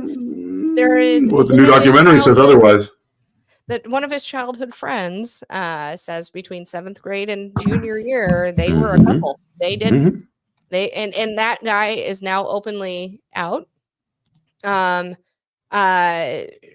Once Hernandez was convicted, and this is bullshit. The reporters said, it's not our job to out people who are in the closet. It's just not our job. But one reporter decided, you know what? I've heard these stories and I'm going to fucking go with it.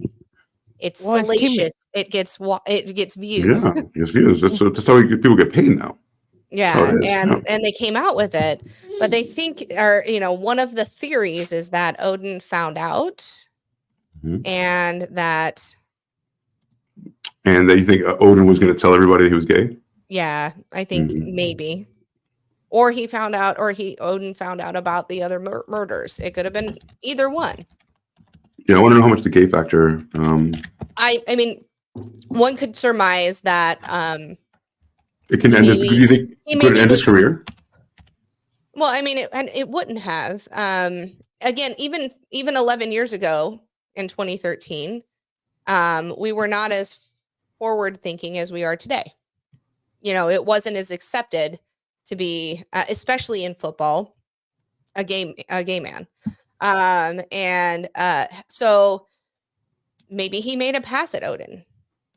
Maybe Odin was like, yeah, I'm not that way. I like this chick. You know what I mean? I'm really not there. Who knows? It could have, you know what? That brings up something. It could have been like, he made a pass at him because he thought maybe that was his window, and he did. And then Odin now knew that he was gay. And I'm like, oh shit. And then I'm gonna have to kill this motherfucker, He'd already allegedly done that before where he had killed people. You know what I mean? He has to keep a secret. And he has to keep like $100 million secret, like his job. Where maybe it would have, I mean, but then a couple years later, we drafted fucking Michael Sams, and he was openly gay. You know, Well, so one of the players on the team with him at the time actually was gay and didn't come out until after. But he finally said, "You know what? I'm tired of putting up this facade." That I can't remember the guy's name. You could probably find it in. Dash Dad says Tom Brady. Tom Brady made passes at him all the time. We didn't shoot him. I'm not buying it. It's true. I mean, all the time. Good ones too. Yeah. Yes. I mean, I don't know. Who knows? But I mean, what was the and sadly, we'll never know. Because, Hernandez did take his own life in 2017. But big bombshell. I know. But he did go to prison, right? So before he took his life, he actually was convicted and went to prison. When he first went to prison, he was like, I don't mind it here. He didn't mind the structure. He didn't mind. However, he did speak a lot about the men in jail that were transgender and how he spoke very derogatory against them, maybe because it brought up his own feelings, right? His fiance chastised him about saying the way he was speaking about these people, these men in jail.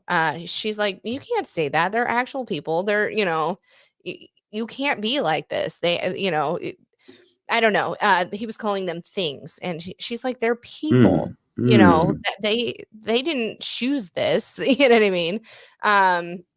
They were born this way, and so she chastised them. But I mean, it just, that's one element, but I think it's minor. I think he actually had a propensity to be.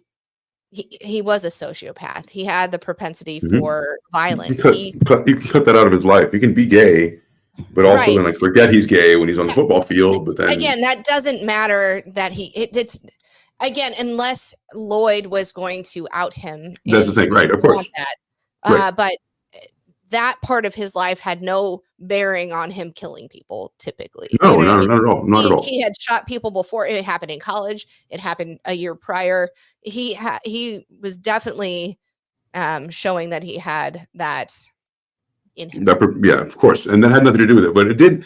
The sociopathic part is one of the traits is being able to compartmentalize your life, where you can live a double life. It doesn't matter what he's doing in his double life. What I'm saying is, he can do that, like without any completely clean break. I'm a different person. He was living a triple life. I mean, he had the thug life, he had the football life, and then he had the part of him he didn't want to show people. You know what I mean? And then he had to be like masculine, and like maybe he just, he didn't. I mean, he definitely presented himself as masculine, so it wasn't anything like that where he was trying to hide being flamboyant. But I also didn't like that they were like, oh, his tattoos, blah, blah, blah. He's, when he went to college, he got all these tattoos, which made him look more thuggish. It's a culture. And I'm like, fucking people have tattoos. Now, again, it's fine. 11 years ago, I mean, yes, they had fucking tattoos. Oh, God, 11 years ago, of course. You know what I mean? It's not like we're talking about the early 80s, but people still had tattoos then. They weren't as prevalent, in normal people, not normal people, but I don't know. I think so. I think if we go back to 11 years ago, a lot of people had tattoos. No. But anyway, they weren't here. I was talking about like 80s, 70s, 80s. People had tattoos. Oh, yeah. But it wasn't as socially accepted as it has been since 2000. For sure. Yeah, even regionally, even here in Las Vegas, I noticed a lot of people with tattoos more so than anybody else, anywhere else. For sure. It's a regional cultural thing. It's a phenomenon. Right. I mean, I remember my parents when I, got it, what's that going to look like when you're 80? I don't fucking care. I got it and I like it. It's exactly what they used to tell me. Yeah. I know. My grandkids are going to think my grandma was fucking cool as shit. She has tattoos. Exactly. I don't fucking care. Granny. Yeah. She was awesome. She was awesome. I love my granny. I mean, this is, tattoos are, document part of your life, or what you're thinking, I don't know. I don't associate them so much as the criminal element as they used to back in the day. No, you're right. But personally, I'll put you on the spot here for a sec. Personally, what about how do you feel about neck tattoos? Neck tattoos. You don't usually see neck tattoos unless it is the criminal element. However, whatever. Or if somebody just doesn't fucking care. Right. That's the thing. So, yeah. What about you, Rose? How do you feel about neck tattoos? Yes. You know, there's some women that just actually they really look sexy on them. Like, I mean, I I know agree. the Yeah. I product. agree. I agree. You know, Yeah, the yeah. Snow product is one of the person that I Mm, absolutely love and adore. mm, She's a wonderful person, and she's a singer, she's a rapper. mm, She's got the most beautiful tattoos on her neck. Some women mm. look sexy. Some women can pull it off, but not every woman. Done well. Not They look everybody. great. Yeah. And what if a guy, let's say a guy or a girl, I guess, what if someone, well, no, let's do both. What if someone came up to you for a job with a neck tattoo? And maybe they're more qualified than someone without a neck tattoo. Would you that come into your like calculation on whether to hire them or not? No. No? Absolutely not. As long as they can do the job, doesn't matter. You Very know, progressive of you. my Wow. husband's best friend, right hand man, he's got all these tattoos. You know, and I don't mind it at all. That's cool. Okay, yeah, that's what I mean. It also doesn't paint the person for sure. It doesn't help, but it doesn't paint the person. But we're also changing, Right. If you how we feel go about it. first look, sometimes people are going to judge at first sight. Of course, yes, But yeah. if I think Normal isn't. don't go skin deep. There's definitely Yeah, if people, you're just yeah. trying to avoid. I guess the thing is, you're trying to avoid people not thinking skin deep, and you're like, right. ironically, right? And you're like, there's more to me, but you're also just presenting to me that there isn't more to you. So Right. it's hard. But so we get back to the story. So Kyle Kennedy is the guy that is Yes, supposed to be that's his Kyle Kennedy, and is the last person to see Aaron Hernandez alive because he unalived himself, unfortunately. On April 19th, 2017. That's Yes. right. At So 3:05 a.m. yeah, wow, they know the exact time. So Oh, 5 days after Hernandez was acquitted of his Boston double homicide. Yeah, it was that close to. He was excited. He was happy. He was even saying, "I can't wait to see my daughter again." He was hopeful. Yet this happened. yeah. A correction officer found Hernandez actually hanging from his bed sheets from the window in his bed cell. So yeah. So that's the way it happened. So he actually tied up his bed sheets and he hung himself with the bed sheets, Rose. Mm-hmm. Yes. It's pretty hard to do. I wouldn't know how to do that. Would you guys feel like you would know how to kill yourself? Like, I don't think could I figure that out? Like, make something so, I don't know, out of sheets? I don't think I would ever. Personally, I don't think I could ever, but I think I could figure it out if I wanted to. Yeah. I mean, when you want to, at the end of the day, when you want to, yeah. One of the about his unaliving him or his suicide, because you know what, let's call it what it is. He wrote 3 letters, one to his fiance, one to his daughter, and one to his lawyer. The one to his fiance had said, "Now you can get paid. You're going to be rich." Yeah. One of the reason for that is in the state of Massachusetts, there's an abatement clause or a law that if you die before like the appeal is gone, there was a precedent set by a priest who had diddled kids. It's in a, I don't know, who was Every week with murdered, this shit. who was murdered in prison. And because he was murdered in prison, even though he had been convicted, he was going for an appeal. They, this abatement clause or amendment or whatever it is, says if you die, the conviction that you have is erased. What? Mm-hmm. What? So he felt that this is just based on what he had said to her, you're going to be rich. Which is What's the note? You want to read that note? You've always been my soulmate, and I want you to love life and know I am always with you. I told you what was coming indirectly. I love you so much. You are an angel. We split to come change the world. We split into two to come change the world. Your characteristic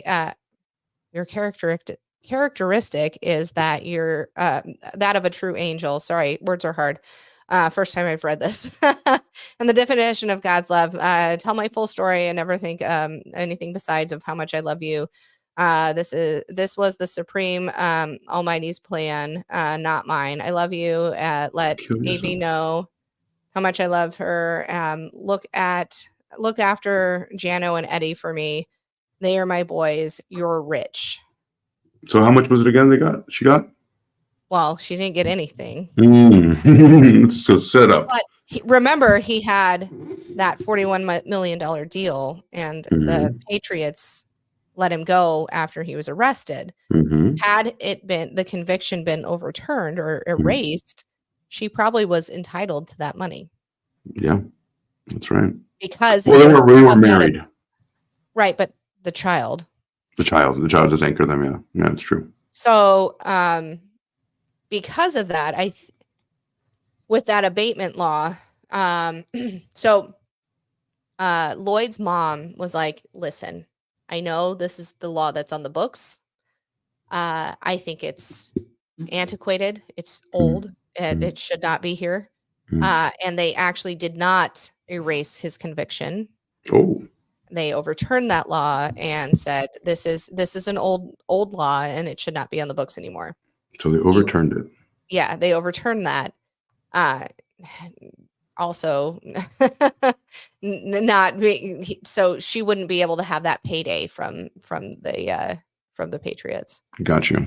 And then here is the note from Aviel, which is to Aviel, which is from her daddy. Yeah. Daddy will never leave you, even though I'm literally leaving you. I'm entering the timeless realm in which I can enter into any form at any time because everything could happen or not happen. I see all at once. Life is eternal. Believe, with 3 exclamation points. Yeah. Hernandez wrote, love, repent, and see me, yourself, in everyone, because that's what the truth is. I'll see you all in the heavens. I'm sorry? Is he likening himself to God? Yeah. In a way, love, repent, and see me, yourself. I become omnipotent. I'll be everywhere. Like, I become everything. No, you don't. Yeah. What if you go to hell? You're supposed to go to hell. I mean, if you, religious-wise, if you commit suicide, you go to hell. Unless before you take your last breath, you're like, oh, fuck, I didn't mean that. And then you've already, Psych. I mean, that's what they teach you. I went to Lutheran school from kindergarten through 8th grade. That's what they teach you. If you unalive yourself, you're going to hell. Catholics cannot do that. Unless at the very last breath that you take, you go, oh, sorry. I'm sorry. God, I repent. I'm sorry. I'm sorry. Right at the very end. So never fear me. He goes on to say, me, God, never fear me, but love me with all of you. Fear is the only separation between you and I. We are each other. Half me, you. Okay, that's a word calculation. There's no need to fear, but what you do not, another will come back around. What are you, bro? Are you really this? He's very biblical in that, but illiterate at the same, like illiteracy. Yeah. Biblical was illiterate overtones, right? Then he's a football player. What did he write to his lawyer? Here it is. So Tobias. Well, I wrote this letter following my acquittal and wanted to voice how I felt and let some people whose music helped me get there through hard times. Music helped me get through hard times. Know that I did it, wrong or right. Who knows? I just follow my natural instincts and how it guides me. Pros or cons, didn't weigh them, but I'm sure you'll let them know your view. Besides that, I want you to know that you have me forever, like you never have understood, and time will reveal that I am not perfect, but my love and loyalty is like you've never seen, with an exclamation point. I don't get it so far. I appreciate all your work, time, and effort, and never let that slip your mind, with an exclamation point. In time, you'll see how appreciated you are, as well as all the others equally. like to send you like to send you letters so you can send to the artist information or which I'm reading like this because it's kind of illiterate. The Right, way it you is. think best. I don't want any media really getting into me, trying to just send my love to all the artists who got me through the tough times and sending my respect to the real ones. So he's the music artist. He's telling his lawyer You to gotta think. remember, at the same time of this, when he was writing all this stuff, he was also when he was pronounced dead at 407, they did an autopsy on him, right? And it showed that he had been smoking K2, which is a drug, which is synthetic so marijuana. Synthetic weed, which drives people crazy. It crazy. does. So within 30 hours of his death, like, I mean, his writing is going to be all fucked up, right? know? Hold on. I want more about his lover. Go ahead. Go. Hold on. Didn't he just say? Well, I wrote this following my acquittal and wanted to voice how I felt and let's right or wrong. Didn't he say I did it? Oh yeah. Hard times. No, that it did. Sorry, I read that completely wrong. I thought that he said that as well, and that's why I paused because I was like, "Did he?" Yeah, I'm like, hold on. He did. I was like, wait, did he just confess to all of it? Right, exactly. I don't think he did, but I think he did. Does that make sense? Yeah, he's rambling. Reportedly, he had written 3 notes. Yeah, to lawyer. Yeah, where next to the Bible that was open on John 3:16, which coincidentally Tim Tebow used to put on his blacks, his things on his. But I knew I loved you, Savage Garden. I knew I loved you before I met you. I actually. I hate that song. I sang that to my girls because when I was pregnant with them, I knew I loved them before I met them. I know that came out actually when I was pregnant with Sabrina. Did my camera go out? You're paused. Yes. It's black. But we can hear you fine. Ready? Sounds good. Continue. So I love you all equally. We're all each other. Don't shed a tear, for I am with you. With all of you, and they're like, I'll shed a tear with me. All know that I love you. Well, then he's like worshiping false idols, in which I warned you about, which is part of John 3:16. But it sounds like he's saying it though, like he's like, yeah. I mean, it's a little. Why are you telling me off? Like, why are you telling me so many things while you're dying? Like, you know what I mean? Like, just you have to get a couple of shots. Yeah, it doesn't. Doesn't add up, right? No, it doesn't sound like a suicide note. No, it sounds like so. Bye-bye. It's weird. Yeah. Why are you telling? Like, you okay? Fine, you're right. Like, I guess you're leaving. Like, why are you doing this? So, I don't know. And pride too, like weird pride, like psychopathic pride, right? Psychopathy. So. Yeah, oof. But this is a rough one because then I want to talk about his homosexualness because that's the good stuff. Yeah. So Kyle Kennedy was the guy. Remember we just talked about him, and then that was his guy in prison though. That's not his childhood friend, I don't believe. Right. We got another one. Let's talk. You want to talk about him first? Yeah, let's talk about him first. That's fine. Okay. Childhood gay. I can't remember the guy's name. I don't think I wrote it down. I had it open. It was Jonathan. It down, I would have remembered it. No, it was like it wasn't. Here we go. It was an Italian name. Oh, Garbanzarino. No, Garbanzarino.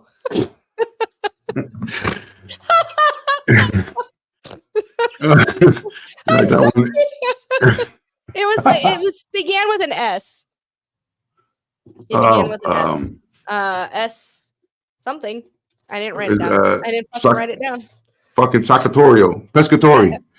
It was something. So Aaron Hernandez, it says here, in 2020, there's an article that came out that says Aaron Hernandez tearfully told mom he was gay before prison suicide, brother says. So it is known, apparently. It is known. Aaron Hernandez had tearfully told his mother he was gay before prison and his suicide. With his family still fearing he became a killer to hide the secret of his life, which is him being gay. His brother told a TV interview. So apparently this is, man, I wish I had a clip of that. So he was tearful. Oh, his brother's a doctor, I guess. That's crazy. So former New England Patriots tight end and his mother, Terry Hernandez, were both flooded with tears during a prison visit when he confided about his sexuality and told Jonathan Hernandez. Dr. Jonathan Hernandez told Dr. Oz. Oh, is it on Dr. Oz? Jesus. Yeah, well, I mean, back in 2013, Dr. Oz was huge. It was a shit, yeah. Hold on. Let me see if I can find a clip. He's like, Mom, you're going to die never knowing your son. The brother recalled his interview that he had on the set. And he said, then all of a sudden they have this conversation where they're both flooded with tears across from each other. And the weight of my brother expressing this to his mom was looking across the window was crazy. And then the mom appeared to be the only family member that the NFL star confided in. So he told his mom, like he actually, let's see why. He dated a guy named Dennis Sansous, SANSOUIS. Described as a secret homosexual relationship between the two in the 7th and 11th grade. Yes. 7th is young, bro. Well, remember he had been molested early in his life. He'd been emmed. Now they didn't claim that that's what made him that way, but I think that's where he was like, "Oh, I like dudes." You know what I mean? Because it was a male babysitter, and he had asked somebody at one point, "Do you think you're born this way?" I think it was his brother. I think that's something that was said in that interview. It says that the teammate stated that Hernandez had many sexual partners during this time, and his brother DJ, mother Terry, and attorney George reported that Hernandez came out as a gay to his mother and ex-girlfriend while he was in prison. So I have here. Sorry. Let's see what we got here. Whoops. What we got? Nothing. If when you're ready, I do have the Tony Hinchcliffe. Oh yeah. Oh, thanks. That's awesome. Tom Brady. Yeah. When you're ready. Not a big deal. Yeah. So yeah, the dude is. So there's this guy Kyle Kennedy. Now that we know about this guy outside, and now we know he also told his mother that he was gay. So now we have a couple of things here, obviously in two different sets of time frames, but this is going to make sense because when he goes to prison, I mean, this is where he can actually, outwardly kind of be gay without being gay in public. So he probably had like an awakening in prison where he was like, oh shit, I can do this, and it's not like we're still guys and like I'm gonna have to be like it's gonna be weird to be a masculine, even in the time frame from 2013 to 2017, I think again, for me, it in 2013, it felt like from us growing up, you know what I mean? It was such a, it was okay to come out and whatever, but it wasn't as, like now where it's not, I don't know. I feel like we've progressed in that respect where you're like, oh, okay, that's who you are. But the way he grew up was not that way. You know what I mean? Especially his dad. He was, again, as one of the other players said, football was his beard. You know what I mean? Exactly. He also had a fiance and a daughter and whatever, and they were too. But I mean, I feel like once he got in there, he was like, well, I can be who I am. Ironically, I can actually be who I am here because I can be away from the spotlight.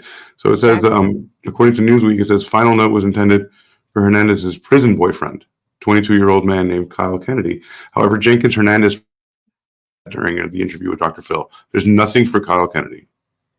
No letter, no letter, no Kyle Kennedy, Jenkins Hernandez said. So the fiance, the whatever. Well, and the she's like, girlfriend. I don't understand. I don't know. Yeah, he I ain't never gay. felt that he was. He was loving to me. You know, again, ride or die. She was there for him. Mhm. They met in high school. They stayed together through him being in college, and then when he moved back, I mean, they have a baby together. Mhm. Said babies now. Okay. So 12. yeah, Or seriously. Yeah. No, yeah. So this is crazy. It's just crazy that she's probably like either she knew like two things. Either she knew that the guy was homosexual the whole time, or she's covering up, like you said, ride or die. Or Right? maybe he was bi. Maybe he was like, yeah, I Maybe. like dudes too, but I love you.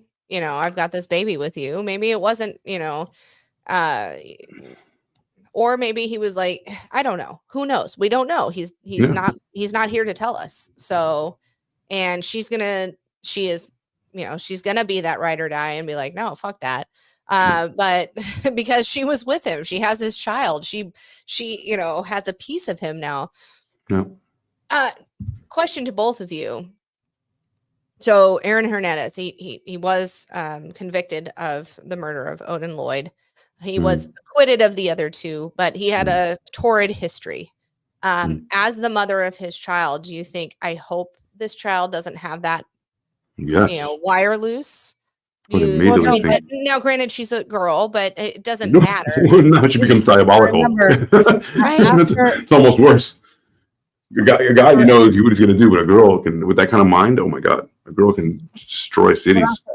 But also remember after they did the autopsy in Boston University, they looked at his brain. They said The that he CTE. had the CTE. He had a significant amount of damage, which a lot of football players. I mean, you've got Junior Seance, you've got a lot of these football players that have this brain damage that are looking the same. So they're thinking maybe it's not a loose wire. Maybe there's something more there. I don't think all of this was caused by that. He was so young. That CTE gets you later. It's like, that's why Muhammad Ali started shaking later. And you know what I mean?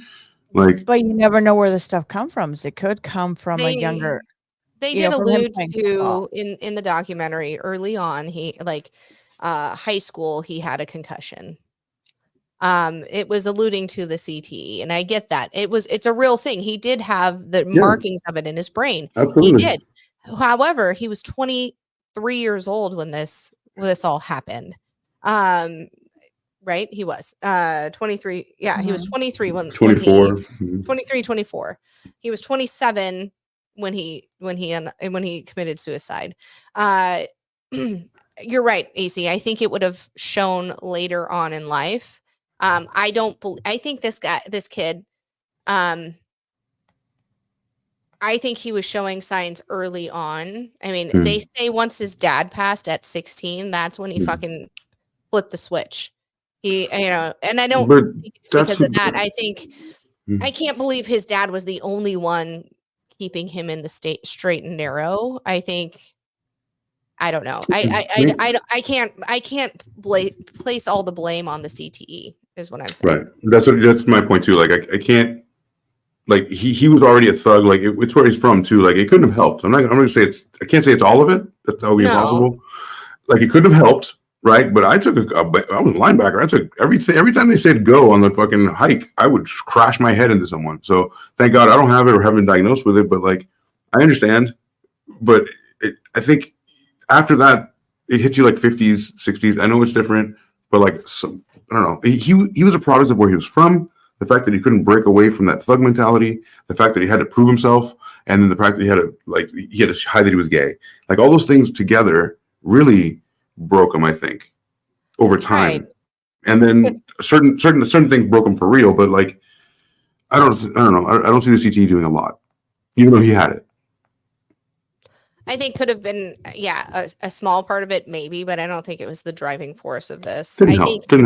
I'm glad that they did the autopsy and looked at his brain to see if there was CTE present, because honestly, getting the concussions and things is a big thing. And fuck, Will Smith did a whole fucking movie about it, right? But I think that's something that we need to go forward with. However, people still play football. They still decide, you know what I mean? I don't think that was the driving force. And again, you're right. It does show up later in life where I don't know. The thing is that there's a whole, the NFL, just like you said, the movie was out. Like, it's a whole and even thing Sam, about he like, didn't kill anybody else. He killed himself. You know what I mean? which is crazy. Is crazy, but it wasn't. He didn't inflict anything on anybody else. I may not know, the whole story on that, but I think that has a lot to do with where you're from. Like what if I wasn't from that part of the country, Bridgeport, Connecticut, where there's amazing gang activity. There's a lot. Oh, there's huge. A lot. Yeah. Right. So if let's say you're not from that part, maybe you're from Westchester, or whatever, and you play football and you're from Westchester, New York, an affluent part, are you still going to have the same tendencies to kill? If you have the CTE thing, I think you're also a product of where your environment. Right. I agree. So I don't know what a rich guy would do, or let's say somebody who in the country, I don't know, somebody in Texas, like rural Arkansas, or maybe he was just truly a sociopath, and the CTE exasperated whatever sociopathic tendencies he had. Who knows? I think or maybe it was completely CTE. We'll never know. Well, yeah, we don't know. We can't. I wish we could know. I mean, when we do these stories, I just want to get in the mind of the person who committed the crime, right? I mean, it just drives me insane on not knowing what they were thinking. But even if we did, I mean, we'd still go, I don't fucking get it. Because that's not who we are, That's right. I don't know. What do you think, Rose? Yeah, no, totally agree. It's just different. I look at things a whole different, a lot of different ways. Because I mean, there was from the NFL players, there was a lot of them that were diagnosed with this. It's he's not the only one. There, I think it was like over 300 people that were diagnosed with the same thing. So I don't know. I think maybe because Did all 300 of them murder people. But it's also but I think maybe because I don't know. Maybe it's just I don't know. I look at things a little bit different on it. Like I don't know. How do you see I it? mean, maybe this could have triggered. He could have had a brain. Something could have happened when he was younger. We don't know. I mean, we don't know what happened to him. Besides what what we know from one time point on that timeline till now. Do you know what I mean? I agree. I agree. And for us, especially, in a lot of us, as kids, you fall over, you fall from a tree, you hit your head. We don't go report it to the hospital right away. Hey, he hit his head, he has a concussion. Sometimes you just sit at home and just kind of wait it out. Especially back then, it was just like, okay, you wait it out, you're fine. Back then in 2013. Oh no! I mean, like when he was born in '89. I mean, if he hit, maybe his dad got too rough with him and knocked him around. I mean, we don't know. Sure. I mean, sure. I mean, geez. Now we're okay. Anything could happen to anybody. Right. Like, exactly. Then at that point, no one can know anything about anyone, and we have to litigate everything about everyone. Yeah. Like if we're just like saying things like maybe he fell off a horse, like okay, it's just like could have, sure. I don't know what happened to you either. If you tell me you've never fallen off a horse, then I have to imply that, well, by that logic, you might have, and you don't know.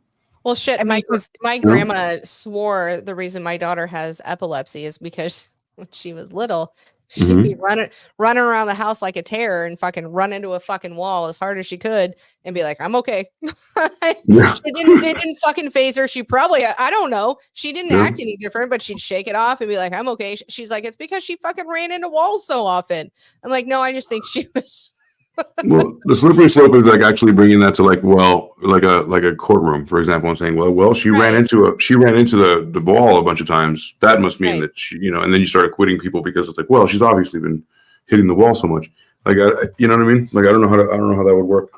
I mean, he was diagnosed with a stage between 3 and 4, so he was diagnosed pretty high up there in that stage with his brain being post-death, right? Yeah, so I mean, they never told him that during life. They told him that in death. Well, they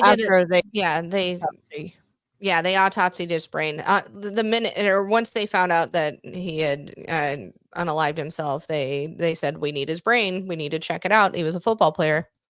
So do you think same thing like Junior Seance? I mean, look at Junior Seance with his brain when they did the on him. Yeah, he killed himself. But like you find this out later. Like they don't look any different or act any different. You find this out later. You know what I'm saying? So, Rose, do you think somebody who's from Nebraska, not a thug, nothing like that, he plays football, he has the same thing, he grows up, is he going to go out and kill people? He's not from the gang. No, but you don't know where your brain's going to go. You have no idea. You know what? Fame, money, power makes you do a lot of stupid shit. You could be somebody from, I don't know, from Timbuktu.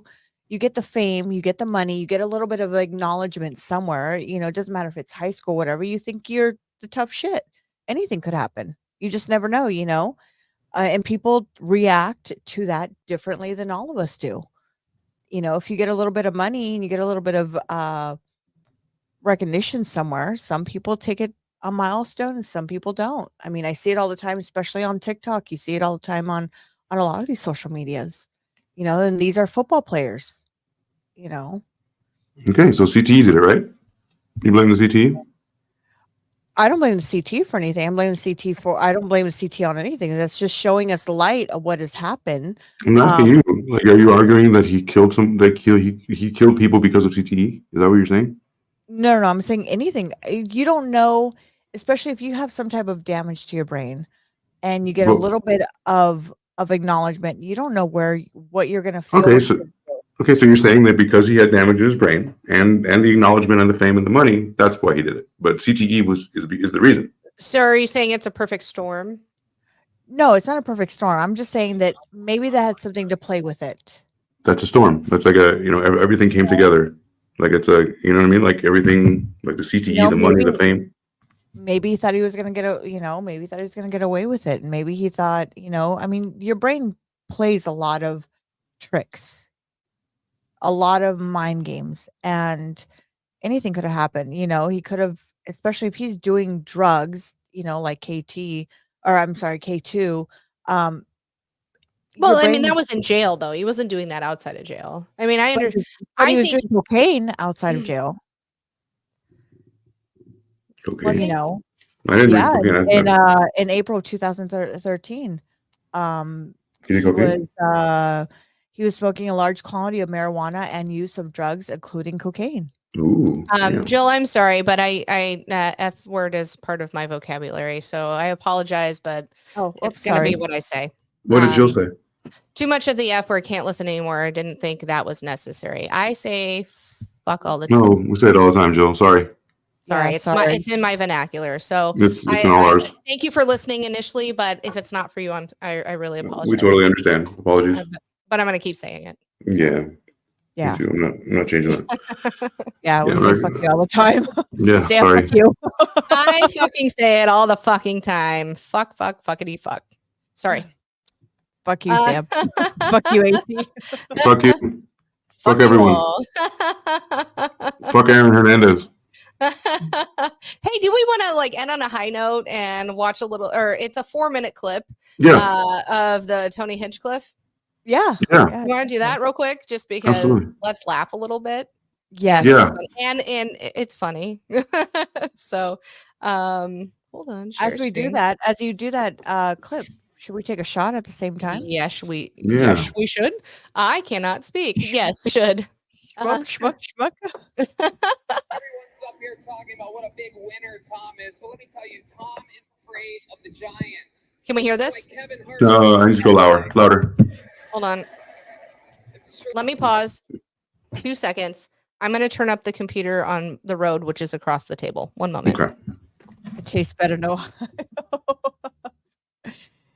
This is fucking hilarious. Oh my God. This is amazing.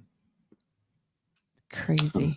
It's been a good story. It's been a very good story. And if you guys haven't seen it, go check it out on Netflix. I believe it's called Netflix. It's called the Killer Inside the Mind of Aaron Hernandez. And this was released in 2020 of January 15th. Also, it's also on FX series American Sports Story. And that's where you'll find it too. And like we always say, I mean, these are our opinions. Do your own research, but we do a lot of research, and I think we have good opinions. So, yeah, Yeah. We're also combing the internet, with the opinions are also the ones that are shared on the internet. So Right. it's not just us. Yeah. Right, And exactly. we also have a disclaimer also in between our bio and at the beginning of our show. You'll have our disclaimer and trigger warning. Make sure to read that, all of it. Yes. So yeah. real quick, shot, and then I'll try to play this again. I think I turned up the computer. So Sounds good. Shot. shot. Cheers, everyone. Shot. Cheers. Now let me see if I can play this. Up here talking about what a big winner Tom is, but let me tell you, Tom is afraid of the Giants. Better. Which is why Kevin Hart. It could be louder, but it's okay. I can find a different one. Yeah, if you can find a different one, that'd be great. It's kind of Here, let's do that. It's kind of shitty on audio and video. Yeah, I think it's just the one I pulled. I apologize. I don't know what happened to your camera, AC, but you're off. I know. Or My no. logo. Oh, It's my okay. logo. Yeah. Whenever I go to the camera, it just gives me a blank screen. So I gave up. Gotcha. You give up. Yeah, today's like a good. It's Friday the 13th. Everything's gone wrong. Every single thing has gone wrong today. I get it. We've had that all since we started this show. It's been Friday the 13th as fuck today. It's been so Yes. fucking Friday the fucking 13th. Absolutely, it's been like that since we started. I mean, I had technical difficulties with the mics and everything. So yeah. Let me see if I Definitely. can find. Hold on. AC is a moth. I am. No, they don't make that sound. I look Gotcha. better like that. Yeah, I do look better like that. Thank you. I think. Let me Look at the see. logo. I think that this is the only one I'm going to find right now. So we're going to play it, or we're not. It's up to you. Let's see. Go ahead and Is play this it. the first one that comes up? Is that it? Yeah, I just went on YouTube and I think I got it. okay. If it works think better I for got you, then great. I think I got it. May I? Let's see. I'm so hungry. Whoa, Yeah. Whoa. Share screen. Tony. Bam. Okay, let's Of the go. Giants. Why Kevin Hart is hosting tonight. All night, Tom is afraid of the Giants, which is why Kevin Hart is hosting tonight. All night, he's been using the stool that Aaron Hernandez kicked out from under himself. Kevin is so Fuck. Fuck. Fuck. Oh. I mean, he started off right away there, right? I mean, he didn't was even. like, Fuck. He went right after the Giants. He thought Kevin Hart's roasting tonight. afraid Let of me the see if- Giants, which is why Kevin Hart is hosting tonight. All night, he's been using the stool that Aaron Hernandez kicked out from under himself. Kevin is so small that when his ancestors picked cotton, they called it deadlifting. Tom Brady is a Patriot, which is surprising considering he looks like a Confederate fag. Clearly, your ex-wife takes out. He's out there training balls right now. Oh. People love you, Tom. You have the same fan base as Kyle Rittenhouse. Gronk, I'm happy you can take a break from getting to be here today. Grunk, I'm glad you can take a break from writing Santa letters to be here tonight. oh, jeez. Jesus Christ. Oh, a little more. I knew you were here when we were all out of chocolate milk backstage. You look like the final boss in George Floyd, the video game. Jeff is so Jewish, he only watches football for the coin toss. Nikki has such a bad eating disorder, the industry keeps shoving her down our throat. You might recognize her from her podcast appearances, specials, and winning the Triple Crown at Churchill Downs. You might recognize Kevin as the Churchill Downs, the racetrack, not to be confused with what Jeff Ross looks like when he smokes a cigar. Sam J in a beast, African American lesbian. So by having here, Netflix checked off a lot of boxes. And The stool that Aaron Hernandez used to kick from under. I know, right? Fucker, I mean, man. He went he went for hard. the jugular. The Yeah. jugular. Yeah. It was great. It was funny. I mean, that's what happens in a roast. So Yeah, but some are better than others, and holy shit. Hinchcliffe and was they're great. ruthless.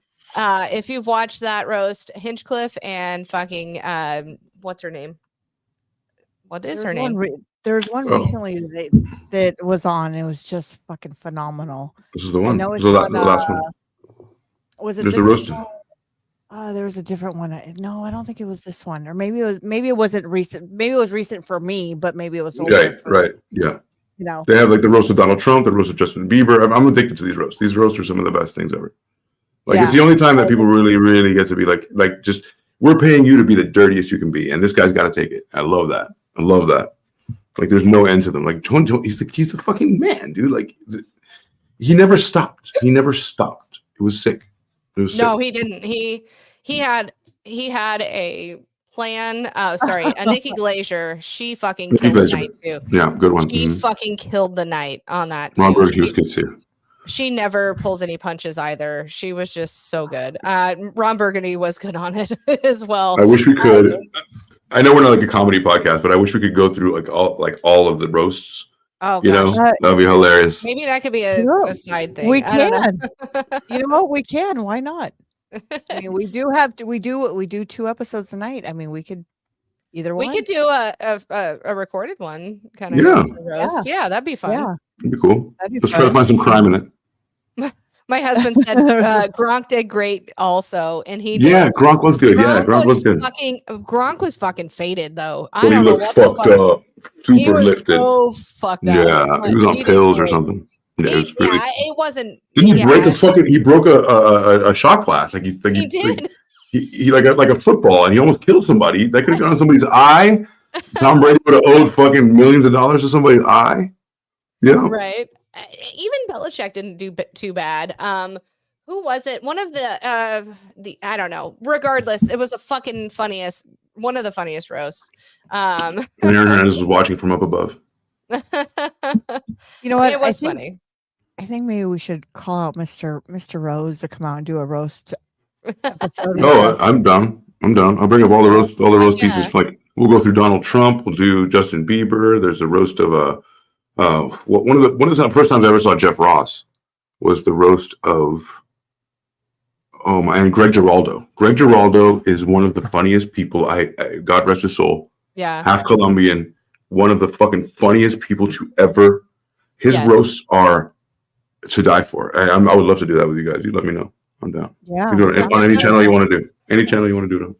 Yeah. All right. So thanks y'all for being here. Yeah, it's been a great show.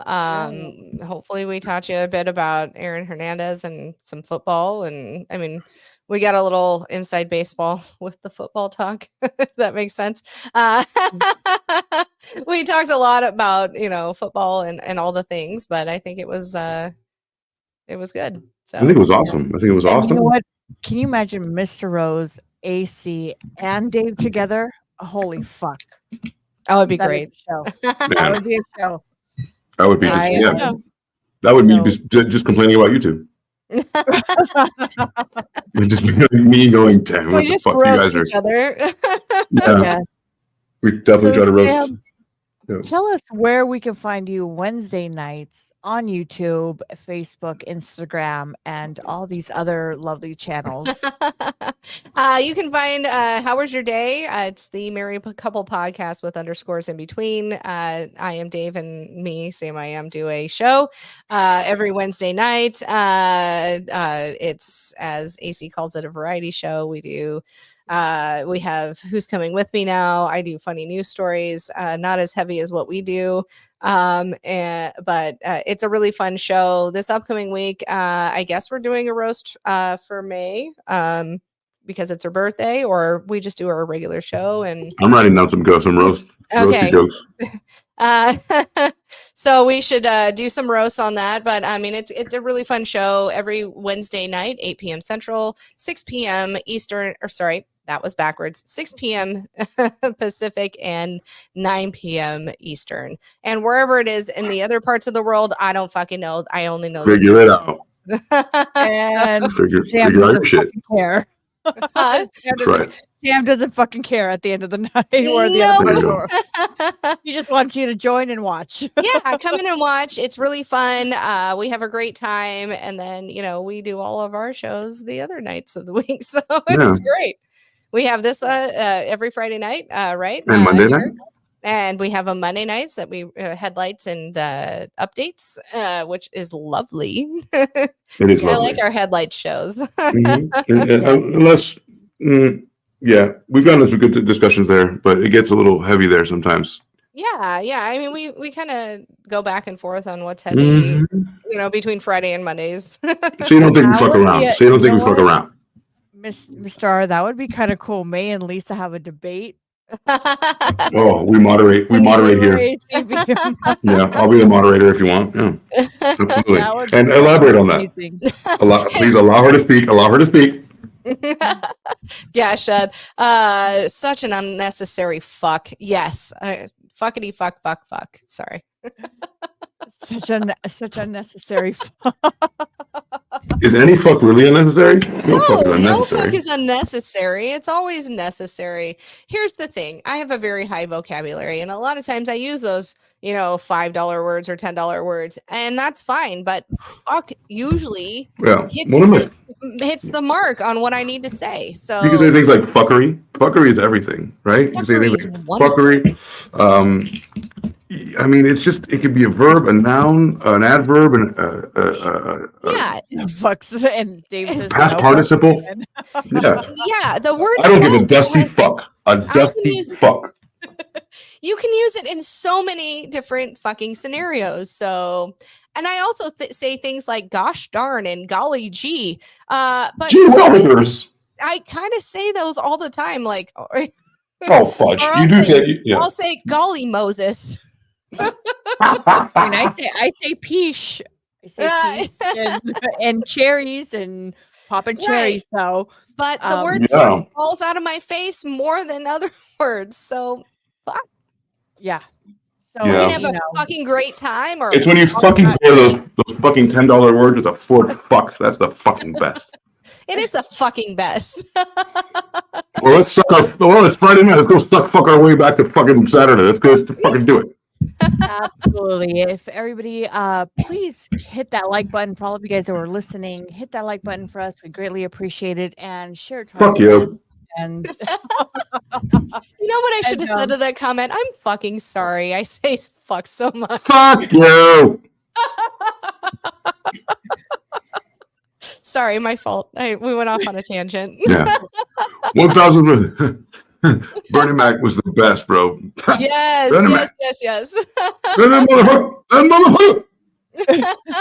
Oh, Gashad says prostitutes don't give fucks, they sell them.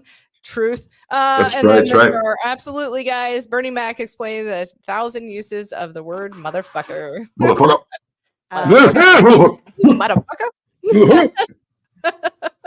Well, I hope everybody has an amazing weekend. Stay safe. We will see you Monday night here. And stay tuned for our Headlights show on Monday nights. So. Yeah, it'll be a good one, actually. Yes. Mondays and motherfucking Fridays. Mondays and motherfucking Fridays. Oh, you got to know. And come hang out with us and have a good time. So we will see you guys next week. Love y'all. Peace. Fuck you. Fuck up.